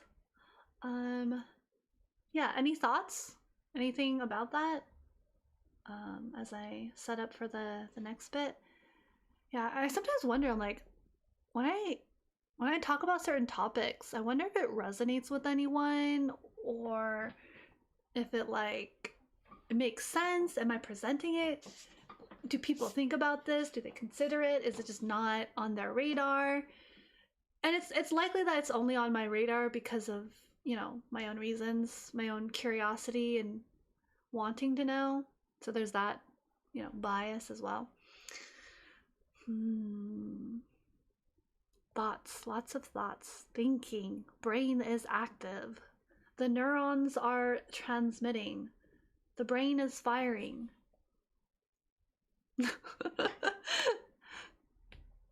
Okay, we're gonna bring back Gym Buddy Poe, because we're gonna do some sit-ups. Yeah, that's just that's just some of the discussion topics that are also available and on the table. Actually, I'll just pull them up, in fact, and if you guys want to, it's on the screen. If you guys want to answer any of them, you can answer them. If you don't want to answer them, you don't have to. Some of the, oh wait, what's this one? Some of the discussion topics I feel like are probably really good journaling prompts if anyone journals. I kind of want to journal more, but I like more deliberately, like kind of the way you would when you go to a class and you have to like write a quick, I don't know, like 1-page thing about like your own thoughts. I've been meaning to want to do that a little bit more. It's so that's why I'm like really happy that I was able to find this like free workshop where I can like learn or be like, or like reinforce the stuff that I've learned before. It's just like really validating and reassuring, like, oh yeah, it's a thing. Oh wait, what? Oh yeah, I forgot my shoes have some bling too. Oh, okay, I forgot that my shoes. Okay, never mind. You know what? Distraction. I'm gonna just go ahead and get ready.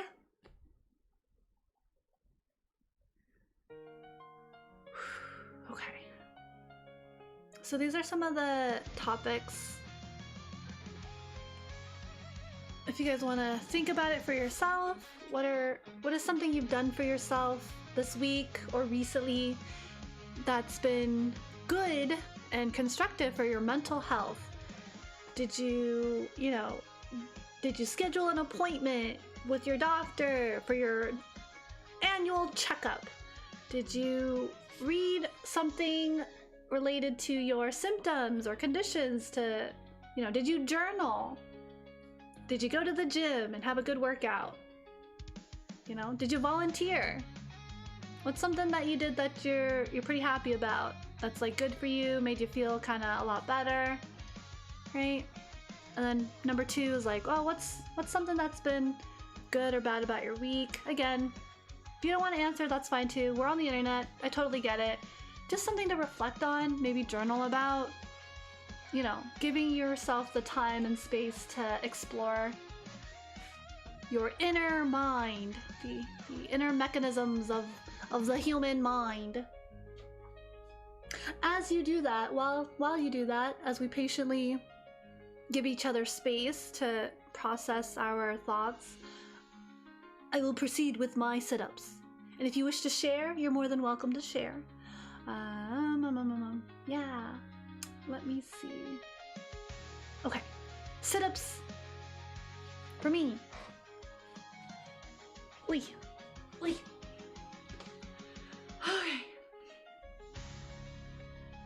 1 and 2 and 3, 4, 5, 6, 7, 8, 9, 10, 11, 12, 13, 14, 15, 16, 17, 18, 19,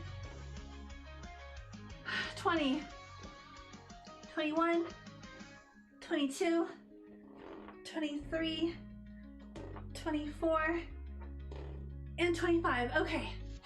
Oh boy. All right. I'm gonna also go ahead and do my squats, since I feel like I'm really good at stalling.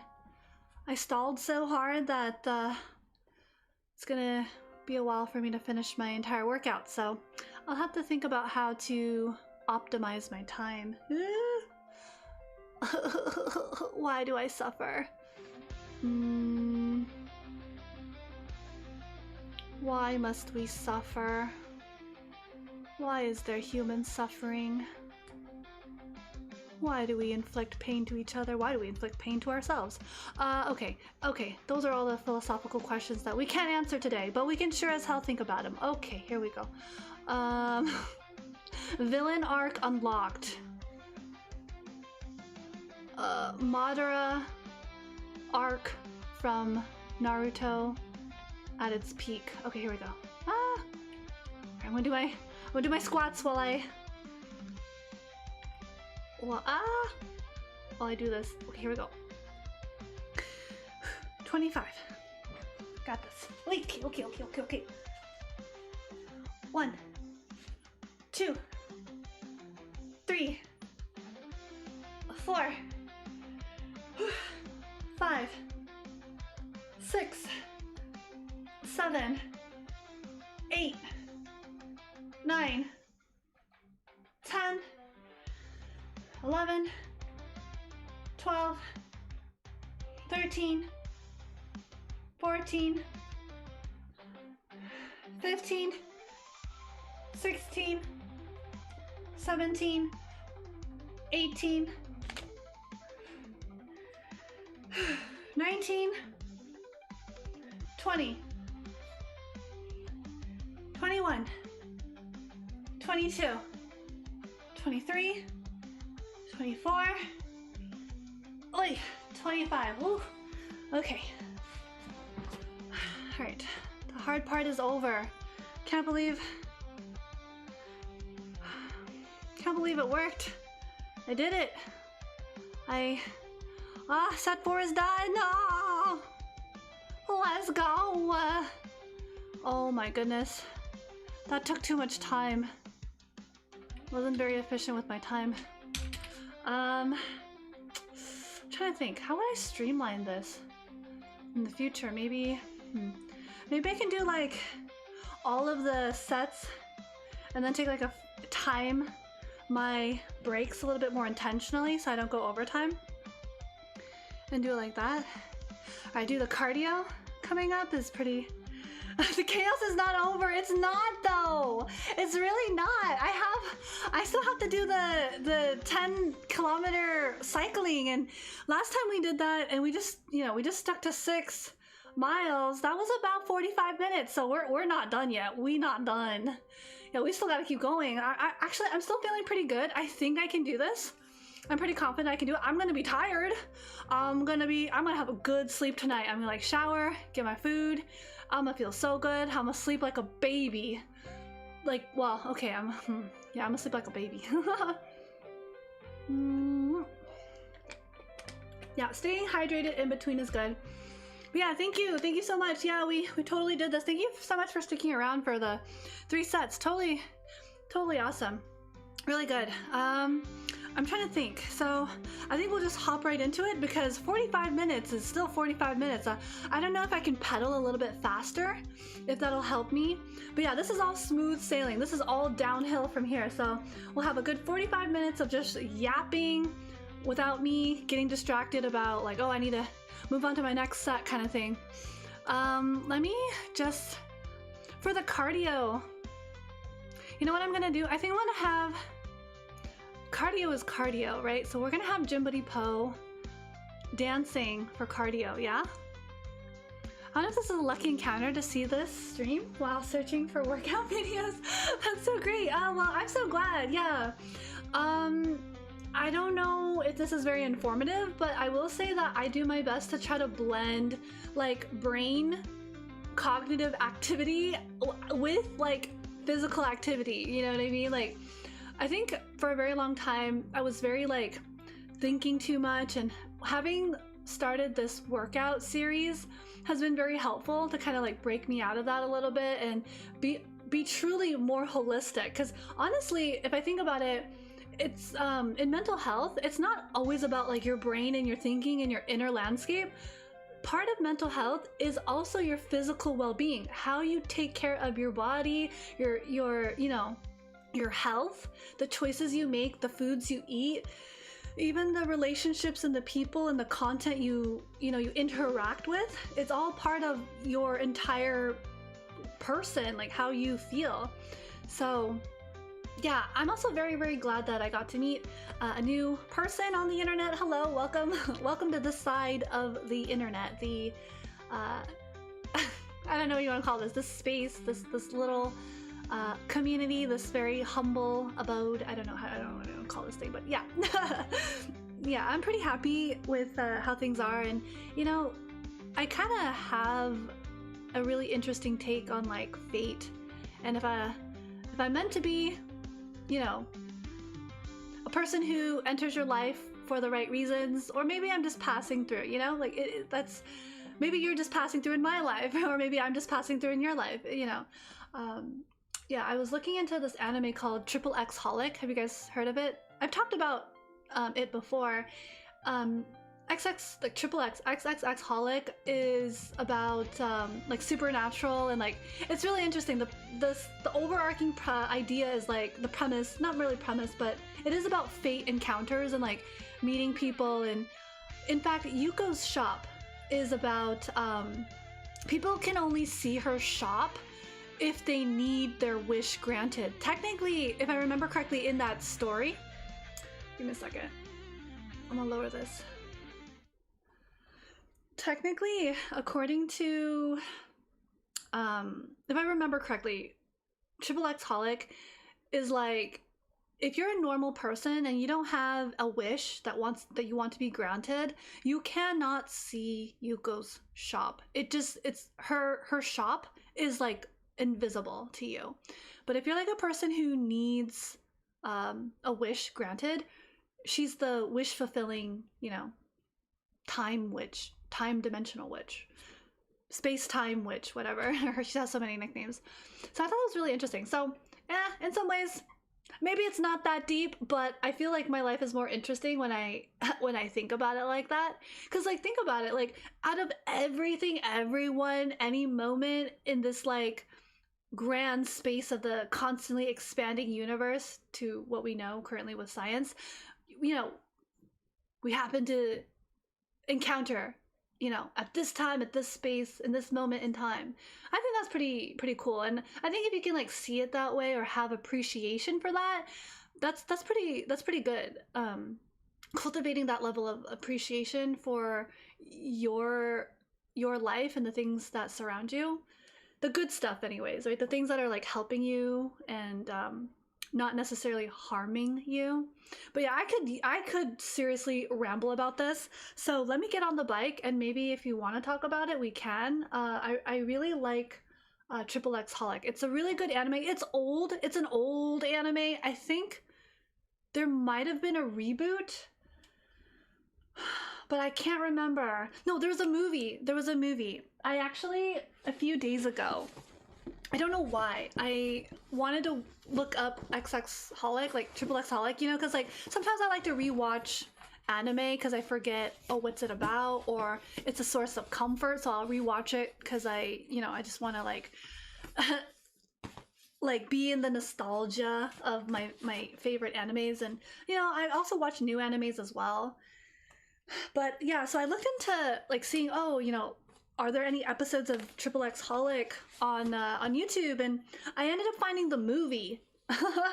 The movie is like about an hour long, and it's about there's like collectors that like famous, like well-known collectors who collect things like stamps or lamp, I don't know, like they collect objects, and they're all invited to this like haunted house, and there's like a mystery to solve.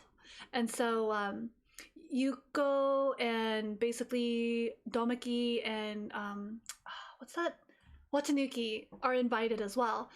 And obviously, they know something's going to go down, so they come prepared to see what's going on. And it's a little trippy. There's a little bit of supernatural, but it's not scary. There's like one moment of like jump scare, but it's still like it's like, okay, whatever.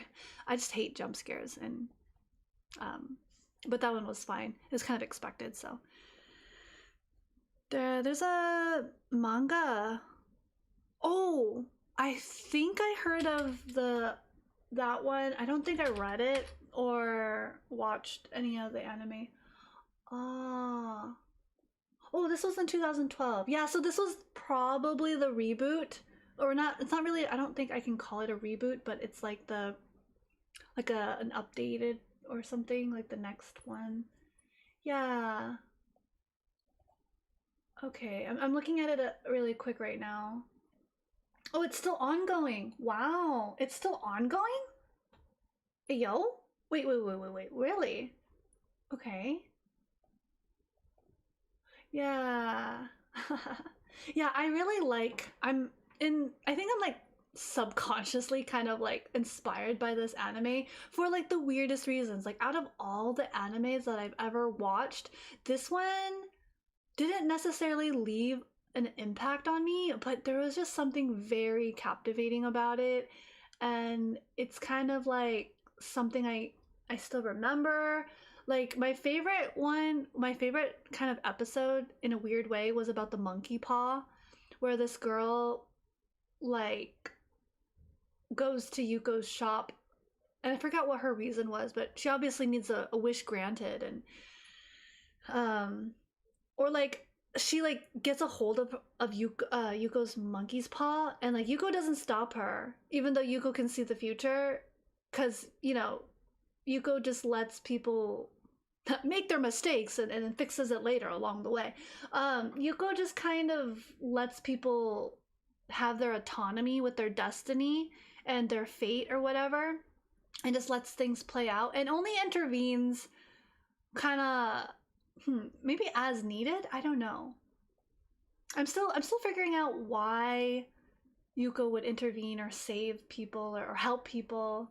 I think it's because it's part of the contract. That's it. I don't want people to think, oh, Yuko has savior complex. No. Okay.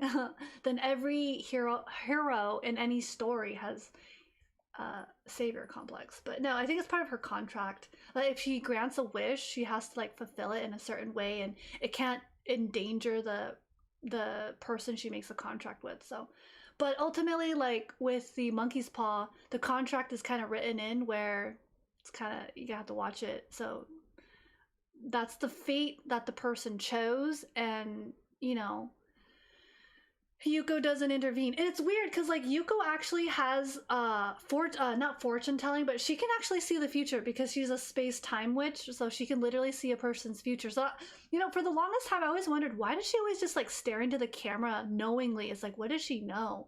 But then like her ability or whatever is like she can kind of like transcend time and space, I guess. So even though she can like see a person's fate and demise or outcome, she doesn't really mess with it too much, which I think is pretty cool, that level of restraint, right? Oh, and then like she cannot read her own future, or she should not, because that would mess with the whole timeline, and then so she has like this other person read her fortune for her. And it's just really interesting. I don't know, it's not like super exciting in a way, like it's just very subtle, and it's very interesting. Anyways, okay, I rambled. Oh my god, I need to get on the bike. Here we go.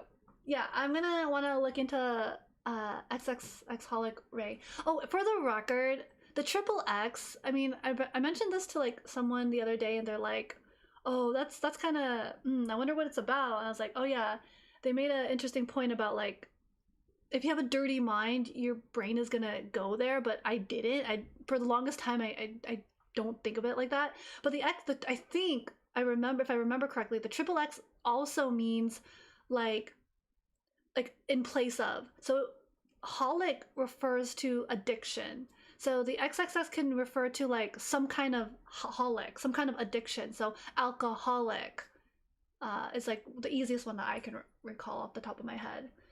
But I don't know if it has any sort of like connotation to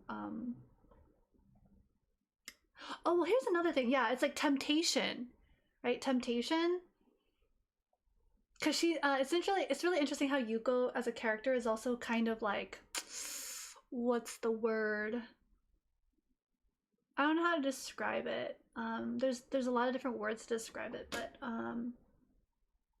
she kind of hints at some things, but she never goes too far with it. So that's another, again, holic, temptation, addiction. Okay, cool. All right, I'm gonna look into this. I could talk about this for a while because I think it's really interesting. I'm gonna do the thing. We're gonna do the thing where we're gonna I should get some music, but I don't know what kind of instrumental I have. I need to think. You know, that was weird title, but was enjoyable when you started reading back then. Okay, yeah, same. I also, that's why I looked into the title, and I've heard different reasonings for why they named it that, and one of the reasons I liked when I looked into why they called it that is because of the holic refers to like some kind of addiction. Okay, hopefully, maybe, I'm kind of nervous if I play this music. Well, is it gonna get muted? But I don't really want to cycle in silence either. So, did not plan for this, you know. Pain. What are we gonna do? We are gonna do. And this one's kind of intense. This playlist that I have is a little intense. Chotomate. We're gonna figure this out. Maybe I'll just choose this one. We're just I'm yellowing it. I don't know what I'm doing right now. Alright. It's loading. Oh. Oh, okay. I think this one will work. I think we got this. Okay. Oh, okay. Something kind of nice. Hey. Alright, this is gonna be our background music for however long it takes me to cycle 10 kilometers on my stationary bike. Let's get it! Let's go! Alright, I'm gonna give the floor to Gym Buddy Poe, who is dancing away right now. Alright, you do you. I wish I could change the background. Alright, I got this. Sorry. The samba dance is just so mesmerizing. Okay, another really good anime from kind of that general series or universe is Chobits, with Chi, the very powerful or whatever Persicom, personal computer, Persicom. And to this day, I don't know why they call it Chobits. I feel like I looked into like why it's called Chobits, but I don't remember. Let me go ahead and also set up my distance. Where is it? Okay, we're on distance. Okay, so basically I'm gonna keep cycling until I get to 10, or actually at least 6 miles. Where can you watch? Which one? Chobits or Triple X Holics? XXX Holic or Chobits? Chobits, believe it or not, might be on YouTube, because like I tried to watch it like, what's it, 2-3 months ago, but then I just forgot. I got distracted by other things. Triple X Holic, you might be able to find it on YouTube. I don't know if Crunchyroll or I don't know if Crunchyroll has it anymore, because it's these are like really old anime. I haven't checked Crunchyroll.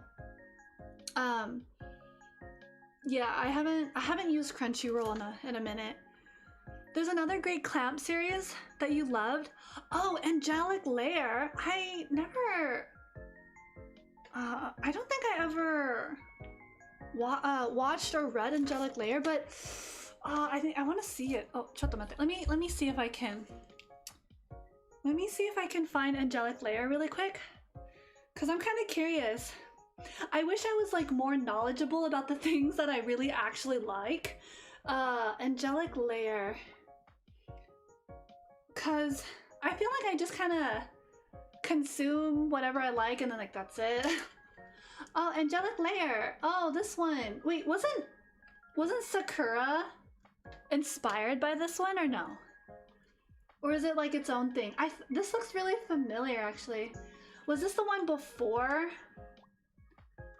Was Angelic Lair before Sakura? Oh, the live action. What? Okay, I need to see this. Wait, have I seen this? What? I need to watch this. Oh my god. Okay, wait. Hold on. God, they better. Did I watch? I feel like I've watched the live action, but I can't remember it, so hence why I need to rewatch stuff. This is like 51st Dates with Poe. Oh my god, I don't even remember. Hold on. Did I watch this before?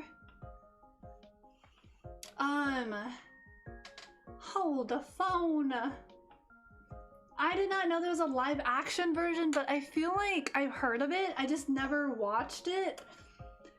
Oh, this one. Maybe I have watched it. Have I watched it? Bro, I think I watched this before. I don't remember it, but I think I liked it. Like, it was like okay. I don't remember like a whole lot about it.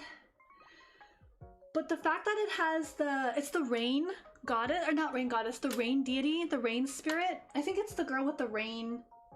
Like I think in the anime / manga, she has pigtails and she's always carrying an umbrella. I think. I don't remember. I'm gonna have to like rewatch this or figure out what it's about. I think the old series maybe on another streaming service. I want to go to the. I don't know about that. I don't know about that. Oh man. Oh, now I can't remember if I watched the live action or not. I feel like I have. Oh man, because I remember watching the live action for Nana. You guys know Nana? And that's like when I fell in love with Mika Nakashima, the girl who plays the punk character like in the series, and she's actually a real life singer as well, and I was just like, oh my gosh, this is so cool. But yeah, I don't think I watched the live action. If I did, I don't remember. So, my gosh. I feel like I'm like I'm like learning new things I didn't know before. Yeah, so I guess it's just pronounced Holic. Yeah, it's just pronounced Holic. But yeah, I really like it. That is the one series I know that never ended. You never watched Nana or read it?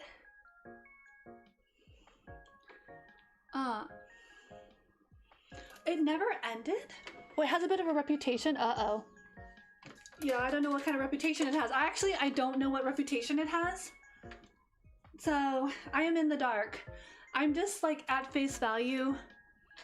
It's actually quite mature. Like the series, the actual manga, I feel like with Nana is actually quite mature. A little bit explicit too. And I'm kind of glad that the live action didn't like explore that too much, but funny enough, it is about like relationships. Oh, you know what? By a reputation. I see. Oh, I see. Okay, so the fandom or the following is like okay. I thought when you said there's like a reputation, I was like, what? Has like a bad reputation? Oh, but you know of it just by associating like with anime, because that's like it's like a classic, you know, like Oran High School Host Club for Americans. It's like classic anime, part of like the manifesto of being a true weeb slash otaku is you have to watch these like or like Mew Mew Tokyo and Pokemon and Sailor Moon. These are like the classics, right? Yeah, I feel like Nana is also one of them. But yeah. You love Oren? Oh really? It's so good. Yeah, it's a good one. I like how, this is just me, I felt like it was quite progressive at its time, because most of the time, like when at the time that was kind of like around, a lot of the protagonists who were female were very girly or very like, I'm a magical girl, I'm just trying to figure out my life. It's very slice of life, a little over exaggerated, right? Like with Sailor Moon, there's a lot of fantasy elements and like superpowers, whereas like, you know, with the protagonist Haruhi, oh what? That's so cool. Oh, that's nice. The protagonist with like, you know, Haruhi, they are like very progressive because they're very open. They don't really, it's like, it's not they don't care, it's like they don't make it a big deal about someone's like I don't know, material possessions or whatever. She really like, and so that's like really refreshing, and you're like always rooting for that kind of character, right? Like it's like she has like a good head on her shoulders and she's very pragmatic, and I think in the manga there's more about her life as she moves away to like another, like she studies or lives abroad, and like happy ending. And I think her goal was to pursue law. She wanted to be a lawyer like her mother in the story. And then her father, again, like a cross-dresser, right? Like a person who's like LGBTQ, and then she's like okay with that, and like even herself, she kind of like adopts some of these like non-prejudice I guess lifestyle, right? Like she cuts her hair. She's okay with being misgendered for, you know, because she doesn't really care. So, and yeah, I think that's just like really interesting. For the demon 4 eyes. Oh, you're talking about, is his name Kyohei? I don't remember. It's basically the Shadow Prince, or I think it's like Kyo. Oh, wait, no, maybe it's not Kyo. Hold on, Kyoya. Sorry, it's Kyoya. It's Kyoya, I believe is his name. No? Yeah. Otori. Kyoya Otori. Yeah. No, I'm so sorry. I was close. I just got the second part wrong. Leave me alone.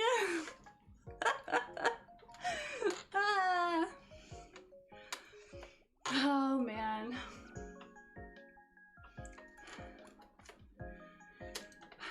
My bad. Alright, sounds good. Have a good rest of your night. Thanks so much for tuning in. Take care, be well. I hope, you know, the tough times slowly get replaced by happier, more positive experiences, yeah? Take care of yourself. Yeah. I know, I had to look it up. I looked up the last name. Oh, okay. I thought you were being sarcastic and like making a point that I got it wrong. No, it's Kyoya. I remember it's Kyoya, but I forgot his last name. I just looked up his last name. It's Otori. So yeah, Kyoya from Oran High School Host Club. But yeah, I appreciate it. I appreciate your time, your energy, your patience, and just you as a good person. Thank you so much for being here. Have a good rest of your night. Take care again. Check in again soon. Hi. I still have to keep going. I'm only 1 minute and... No, not 1 minute. 1 mile in. I have to go for 6 miles, so I'm not stopping until this machine reads 6 and not 1.39, huh? Got a while to go. Gotta keep pedaling. Well, good news is I'm getting exercise. The bad news is I spend a lot of time yapping while exercising. So I suppose that's the nature of doing a more intensive workout while being easily distracted. So I'll have to try to streamline this a little bit better in the future. Maybe set some timers, make it more intentional, where one set, just plow through it, don't stop between each set, or no, between each rep. So like just do the push-ups, do the sit-ups, do the squats, give yourself like 5 minutes. I think once you do the repetitions of the workout, it doesn't really take that long. It doesn't really take that long. Maybe like a few minutes, like up to like 3, 4, 5 minutes each. So that would probably streamline it a little bit better.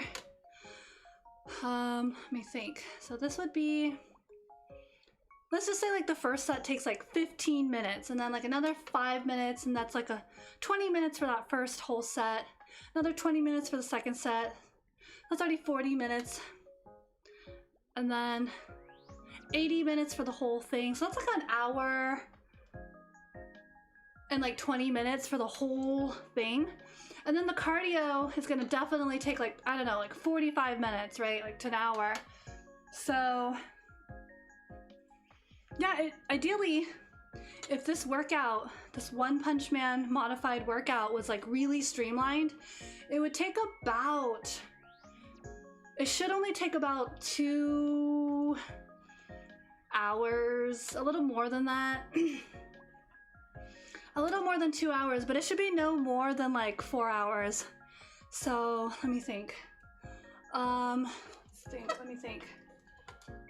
Let's see. What was it? Started at like 5. Yeah, so I think I need to like trim down some of the stalling that I do.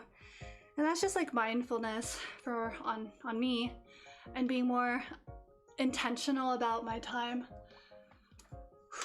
Okay. Well, this was good. This is a good way to gauge how long it actually takes as I'm like taking my time. But I think moving forward, I should probably, I think that's reasonable. Let me think. Yeah, I think that's a more reasonable approach.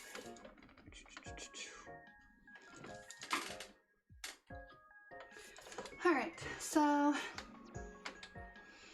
hopefully I can trim it down next week, make it a little bit more focused, more intentional, more high intensity. Yeah, because if you kind of do the repetitions back to back, it'll be more, what's the word?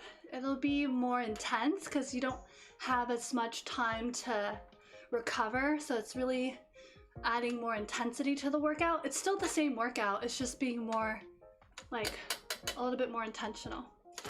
All right, so we'll try that next week.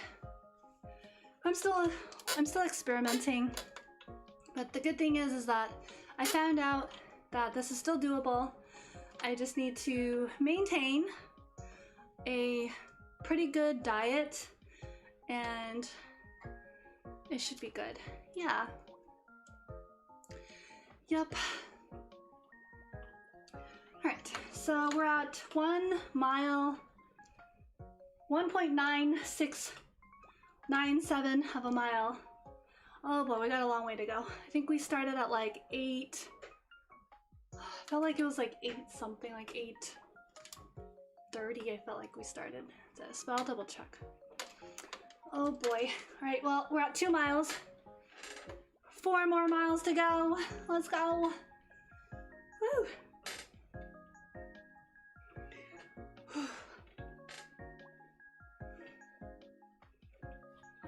Let me just check something really quick. Oh. That was the wrong check.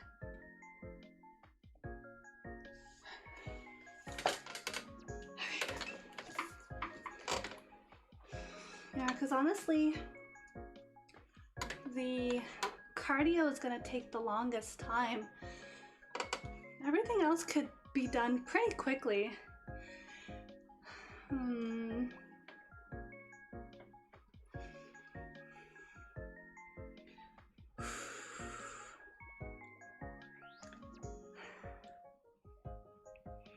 Trying to think how to go about some of the stuff in the future. Oh, that's another thing, is that I still have like so much work I need to do. It'd be rough out here, but everything in strides. I don't know how the saying goes. Just one day at a time, one moment at a time.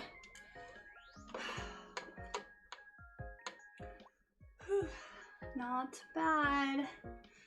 We are at 2 miles.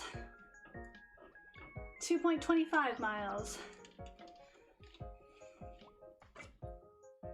I don't know if I like reduce the tension control, if it would make it like easier. Well, this level of intensity is pretty good though.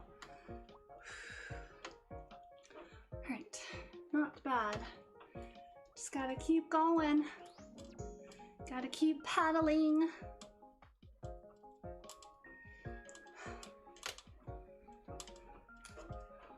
All right, and we go. Bye. Oy. Oh boy. Oy. Okay. Fighting. 2.4. It's only been about, what, looks like 17 minutes, almost 18 minutes. 18 minutes for about 3 miles. So what is that? So it's like 6 minutes per 1 mile. Did I math that correctly? More or less, about 6 minutes for 1 mile. 6 minutes, huh? Okay. So it would take about, in theory, 6 minutes per 1 mile would be, what, 36 minutes? But then I tested it last, what is it, 2 weeks ago?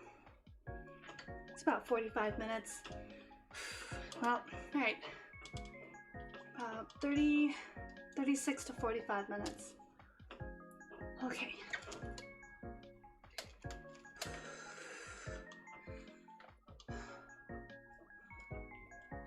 Welp. We're at 2.6 of a mile, and I am sweating. The sweat is real. Oh boy.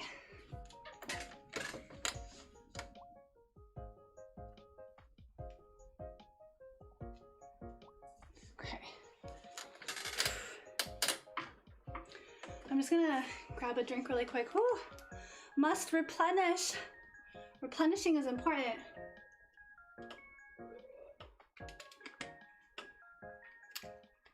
All right. Not bad.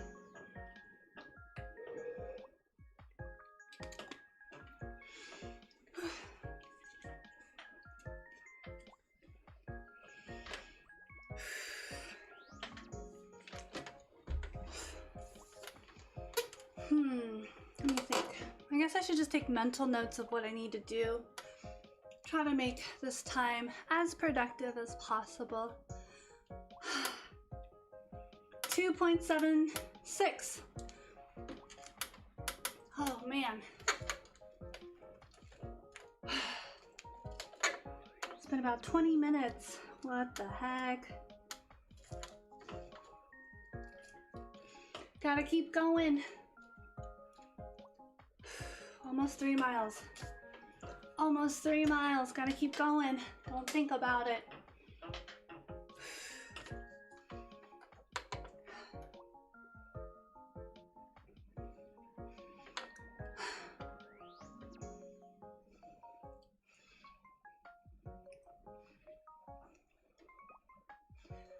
Okay. Almost at 3 miles. 2.89. Let's go. Not bad. Getting a good workout. This is definitely a challenge. I don't think the One Punch Man workout is for the faint of heart.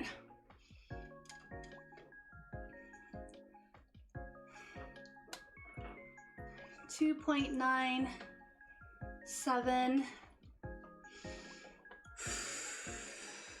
Remember to breathe. Get some oxygen going. 2.99. 3 miles. Let's go. Okay.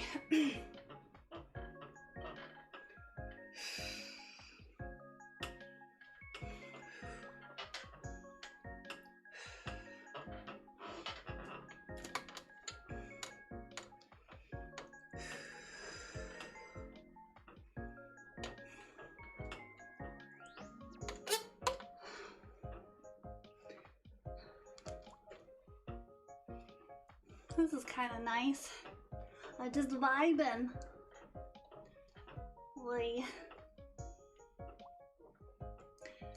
Wait, actually, let me check something really quick.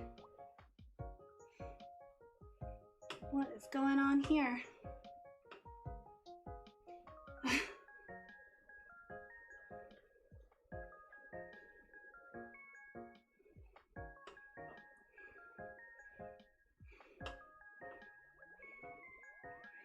Aww.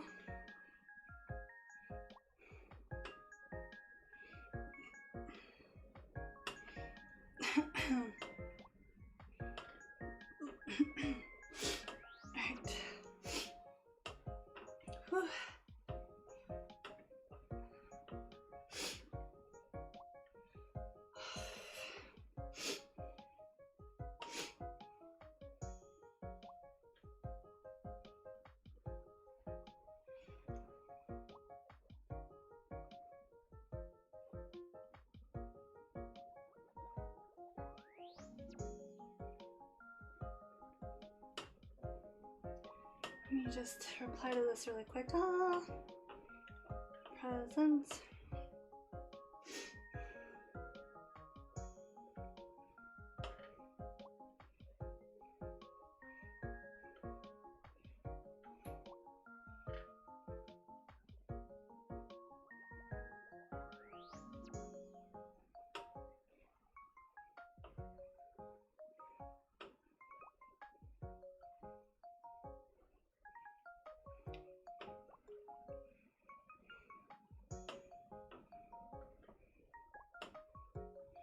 Over.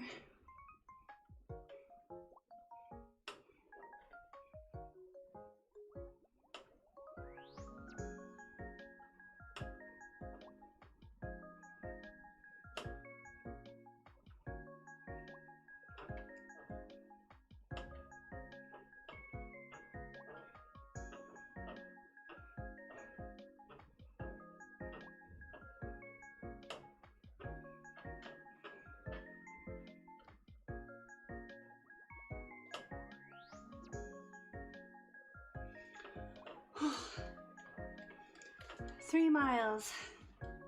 According to this machine, 3.45. Gotta keep going. We're gonna go to the end. It's about integrity.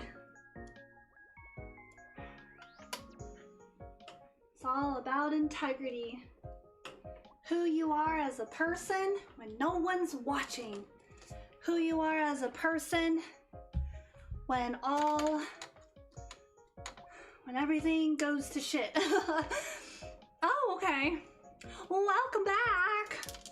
You didn't miss much. Just me answering a few messages, and oh my gosh, we're at 3.58 of a mile. We need to get to 6 miles. I am determined to get to 6 miles on this machine, on this stationary bike. That is my integrity. My integrity is on the line. So, yeah. We're gonna keep going. Doesn't matter. Nothing matters. Just finishing the race is what matters. Doing what's good for me, by me, for me. And if that's a relatable sentiment. But we're definitely gonna see how long today's stream goes with me taking my time. But other than that, I was reflecting on today's stream and making sure that next week, at the same time, at this time, this channel and everything, I'll try to streamline it and be more focused and set more intention to the sets, and then between each set, maybe just do like a 5-minute talk session to wind down, and then on to the next set, and then keep it really focused. And I'm hoping that this entire workout can be trimmed down to about like maybe around 2 hours-ish. It really, I don't think this workout needs to be 4 hours. I really stalled. I stalled so hard. Poette ever stall. Never missed stalling. Whew. But yeah, so still cycling, doing the cardio, getting my workout, encouraging others to do good by them, do what they need to take care of themselves, unapologetically, if that means learning how to set boundaries for themselves and learning what a boundary is. If that means journaling, reflecting about,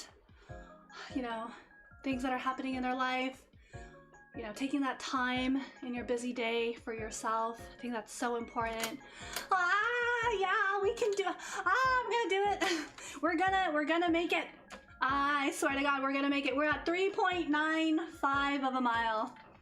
It's doable, I believe. Thank you for your positive encouragement. I believe it's very possible that I can finish 6 miles on this stationary bike, without a doubt. It's not over until it's over, and it's not over. 4 miles, right? 2 more miles, y'all. Two more miles, and then we can finally wind down, relax, call it a good day, a good job. Give everyone a pat on the back for showing up, being present, being reflective, being thoughtful, you know, practicing presence, awareness, mindfulness, all these things that I try to advocate for, mostly for myself, but also I think could help others and inspire a new common sense, a more common knowledge, a more common understanding of what's possible in terms of what you can do to take control of your life and be a better person, create environments or spaces for better, more connected relationships, friendships, anything, all the ships, everything, interpersonal ships. 4 miles. Yep.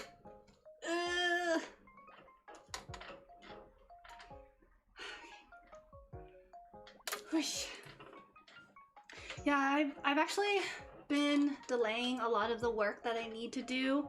I keep saying I really need to like sit down with myself and make something that is going to be helpful. The problem is that I'm not sure how to go about it, and I think it was something we brought up earlier in today's stream. Is like earlier we were talking about like learning how to learn. And, you know, the example was like, oh, one of the tutors was telling someone to, I think it was you, to, you know, figure out what works for you. Figure out what works for you and, you know, do right by you. No pain, no gain. Absolutely. Ah. Well, that's only, I feel like the context of no pain, no gain should be applied to mainly or mostly to fitness and workout, but you know, there are certain challenges in life that, you know, can cause distress or, you know, perceived level of pain and discomfort, right? Not to mix up discomfort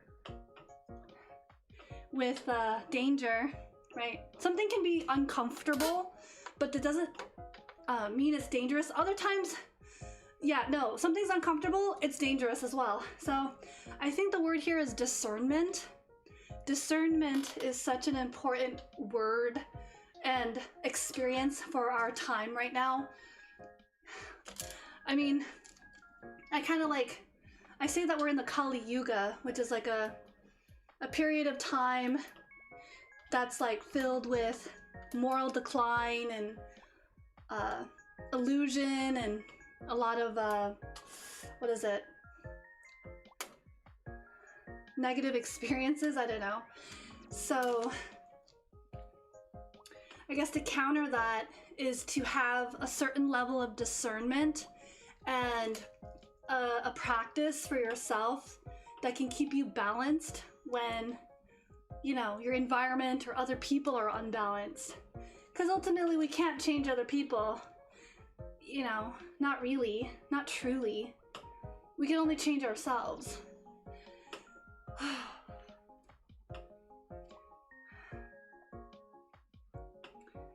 All right, 4.59, 4.6, 4 miles, almost 5 miles.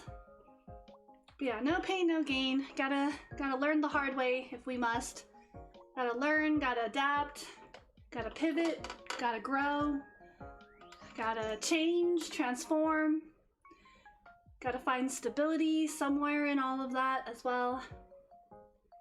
It's not easy, but I think that's part of figuring out, growing up, living life without avoiding the discomfort and those moments of growth. Because if you think about like when a caterpillar hatches out of its cocoon and it transforms into a butterfly, right? Like, it's no longer truly a caterpillar, it's different. And that can be kind of scary sometimes. Change and effort, as I mentioned earlier, when you put in effort, it takes a lot of energy, it takes a lot of considerations. Yeah, we're almost there, honestly. 4.77 of a mile. 6 miles is the goal. We're almost there. Meanwhile, I'm just cycling. I'm pedaling on the stationary bike relentlessly, trying to hit my goals little bit by little bit, whether it's my health goals, whether it's goals that make me feel meaningful and purposeful, existing in this timeline that we're in. 4.86. No worries, no worries. I feel like the first time that I tried to cycle, like what, 6 miles, that was like 2 weeks ago, man, I was sweating so much. But I've made it made it an effort to do a little bit more exercise between that time and now. So maybe this is getting a little bit easier. I mean, it's not easy, it's just a little bit easier, which means maybe I'm getting stronger. And maybe like it's good to like see your progress in that way. Again, this is positive reframing. And if you're like really chronically depressed, what I'm saying is probably gonna maybe even be triggering because you won't be able to see the positive reframe. Maybe you do, who knows? But most of psychology, most self-help content or books even, most of that is about changing your perspective. Yeah, it's become yeah, that's a good way to say it. It's like it's my tolerance for this has grown, so I can tolerate this demand of work, of stress, of exercise, of fitness. Yeah, so that kind of shows that, oh, you know, if you were to put me on this stationary bike, I don't know, years ago, I don't think I would be as strong as I am right now. So it's progress, right? It's baby steps. Not saying I can run a marathon, no one's saying that. I'm just saying progress, right? Better than 2 weeks ago. Better than 2 weeks ago. Better than yesterday, that's all we're asking. You don't have to take on the world, you just gotta take on the version of you from yesterday, or like, you know, a week ago. That's all you gotta focus on. You don't need to compete with anyone else except yourself. Whew. Also, Lay, thank you so much for dropping by. Experimental dance. No, I'm not experimentally dancing. It's the samba. I'm doing the samba. Yeah. But yeah, we're at 5 miles and 5.25 of a mile. Quarter of a mile until we get to 6 miles. We're almost there, fam. I believe. Strength, perseverance, resilience. It's also a mind.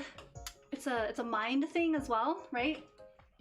I mentioned earlier about integrity, you know, and doing what's right by you, learning how to set boundaries. Yeah, we're almost there. Ah! Yeah. Wahoo! So good. We're almost there. Yeah, gotta keep that good energy. You know, you gotta be your own hype man sometimes in life.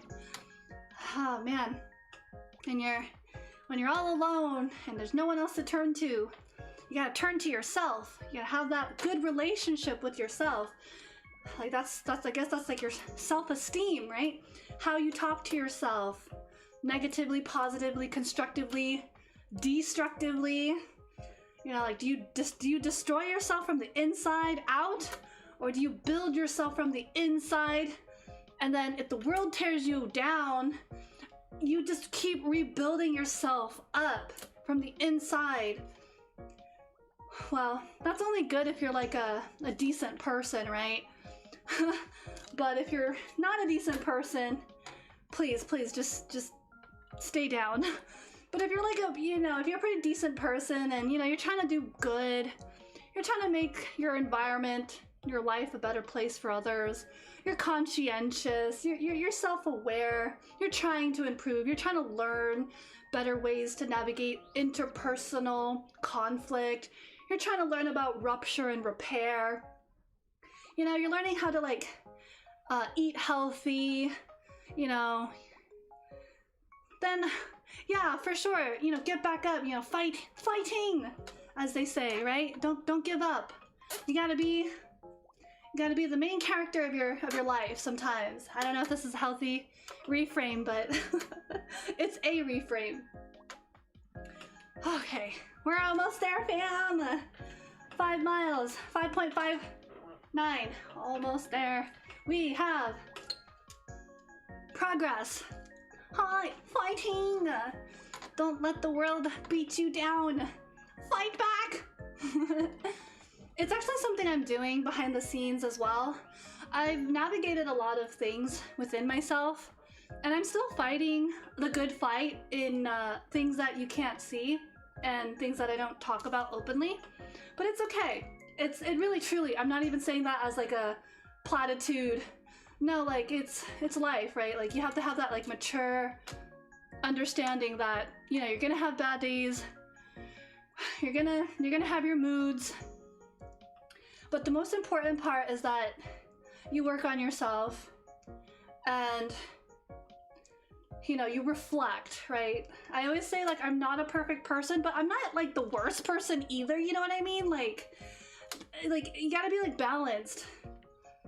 Like, I'm not out here causing drama, like, interpersonal drama. Like, I try not to. I'm actually trying to resolve certain conflicts that arise, right? Like, someone's not happy with how I said something. Okay, let's work it out. Let's cool down and talk about it. But that's the interpersonal relationships. It's really complicated.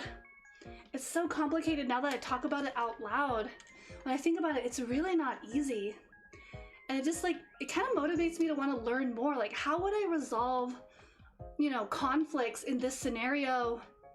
And I think back on like past interactions or anything, and I kind of think like, what could have been and stuff like that. It's a lot of reflection and like, how can I do better moving forward? Like, what's the right thing to do? Constantly asking myself, like, what is the right thing to do for myself? But also that respects someone else's autonomy and respects someone else's like freedom and like life, right?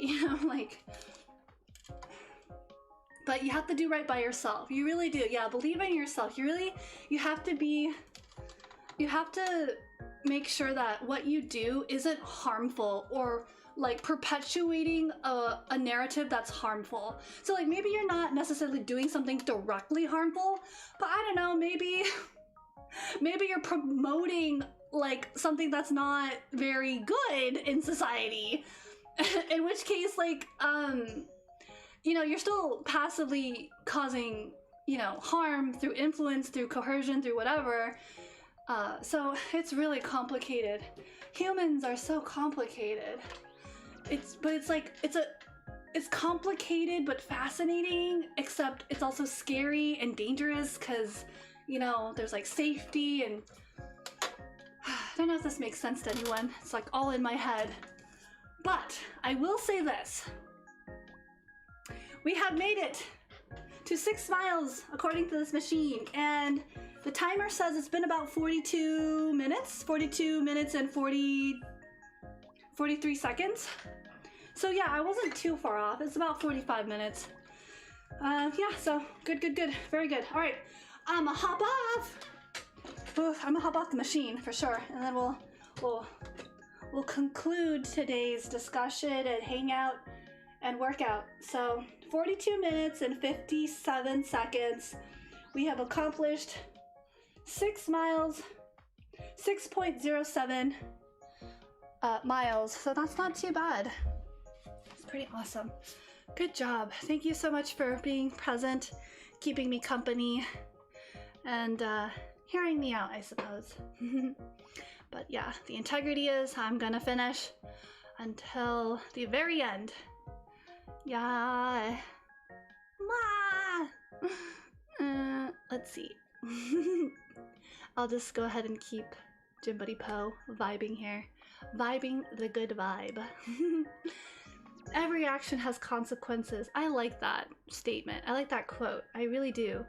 It's it reminds me of kind of the definition, the general definition of karma, but and just like in what is it, chemistry, right? Every action has a reaction, right? And the reaction is the consequence. Only in human society do we use the word consequence as like a negative thing. Consequence can be a good thing too. Like, oh, the consequence of working out is you get stronger. That's the consequence. That's the after effect, right? That's the reaction. The action is working out. The reaction / consequence is muscle tear that has the potential to lead to muscle growth if nurtured with a good diet and a healthier, constructive lifestyle. I don't know. Healthier, not healthier. Yeah, so, oh my gosh, I'm so grateful that I got to meet someone new here today. Welcome. The folks who tune in, I like to call you guys scholars. I like to call you guys scholars because it's my hope that we strive for knowledge, we strive for learning, we strive for personal reflection, personal development, personal just awareness, all of the above. And we come together, share our thoughts, share connection, share meaningful discussions, and maybe not so meaningful rambles every now and again. But otherwise, yeah, I think it's important to have space, hold space like this for people who need a space to just feel safe, right? Feel seen. Maybe sometimes feel heard, maybe sometimes feel seen. I guess feeling seen is kind of subjective because maybe people don't want to feel seen, they want to lurk. I am a person who has always lurked on the internet for like a good 2 decades of my life. So lurkers are welcome as well, but it's always nice to, interact. So again, thank you for keeping me company, and thank you for chatting with me and listening to me ramble and talk about my inner thoughts and my personal perspectives on certain topics. And I'm always happy to hear from others, just to get a different perspective, and it doesn't have to match mine, it can differ, because after reading about ChatGPT, I'm kind of grateful for people who disagree with me in a polite and civil way, really. You can disagree with someone without being rude or mean, that's totally fine. Yeah, but it can be really difficult. It can be very difficult sometimes to be able to navigate our emotions. When someone disagrees with us, we can feel like it's a personal attack, but that's not always the case. So yeah, maybe I can just say I am grateful for people who disagree with me or who don't like what I'm doing and criticize it. I do just hope that criticism could be handled more positive or constructively, I guess. But it is whatever at that point.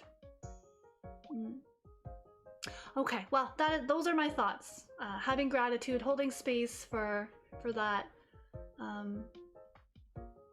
Yeah. Well, that's all I have for now. I'm just kind of reflecting, sitting with it, letting my mind. I hope I'm entertaining. I feel like I filter myself a lot when I'm on live because I don't know. I don't want to step on people's toes. I don't want to like say something that could be misunderstood, misconstrued. So I just kind of like, you know, I kind of keep it more tame. But that's fine. It is what it is, right? I just I want to be more mindful of my environment and do right by me first and foremost. But yeah, I'm glad you guys are entertained by some of the thoughts and the conversation topics. It's a nice little way to connect and whatnot. So, all right. Well, with that said, we'll go ahead and wind down. Once again, thank you so much for being here. It was really nice to meet and chat with you, Yamazaki-san. Hi, Yamazaki-san. I have to be very intentional about my speaking because sometimes I mix words around. In the moment, I get kind of anxious and I turn dyslexic. But that's all right. So, for all the folks who are tuning in and listening, thank you so much for being here. For all who have dropped by and said hello and gave their greetings, also thank you. And yeah, well, we're gonna keep going. We're gonna keep on keeping on, doing good stuff and living our life to the best of our ability, learning, sharing ideas, agreeing to disagree, and learning to regulate, acquire the awareness of the self. And yeah, so I'll see you guys pretty soon. I think it's gonna be Friday, April 17th. That is when my non-binary Parents' Day stream is gonna be. I know, right? What crazy. It was supposed to be on the 19th, on the Sunday, because that's when non-binary Parents' Day is. But I have to move it to Friday, which is in 2 days, because over the weekend I'll be volunteering. I don't want to like gloat, like look at me, I'm such a good person, I'm volunteering. No, because I know people on the internet are gonna say stupid shit like that. So no, I'm just volunteering. So I had to shuffle my schedule around, and that's just gonna be the thing. So hopefully, I'm a little nervous, honestly, about Friday. But we're just gonna do the best that we can, the best that I can, and we'll go from there. So hopefully that will be somewhat informative and somewhat helpful in navigating a society that you know, wants to try to minimize or diminish your value as a person, and that doesn't need to happen. That doesn't need to be the case. So if you're non-binary, trans, LGBTQIA+, or just a very interesting eccentric person, or a snowflake or not a snowflake, it doesn't really matter. You matter.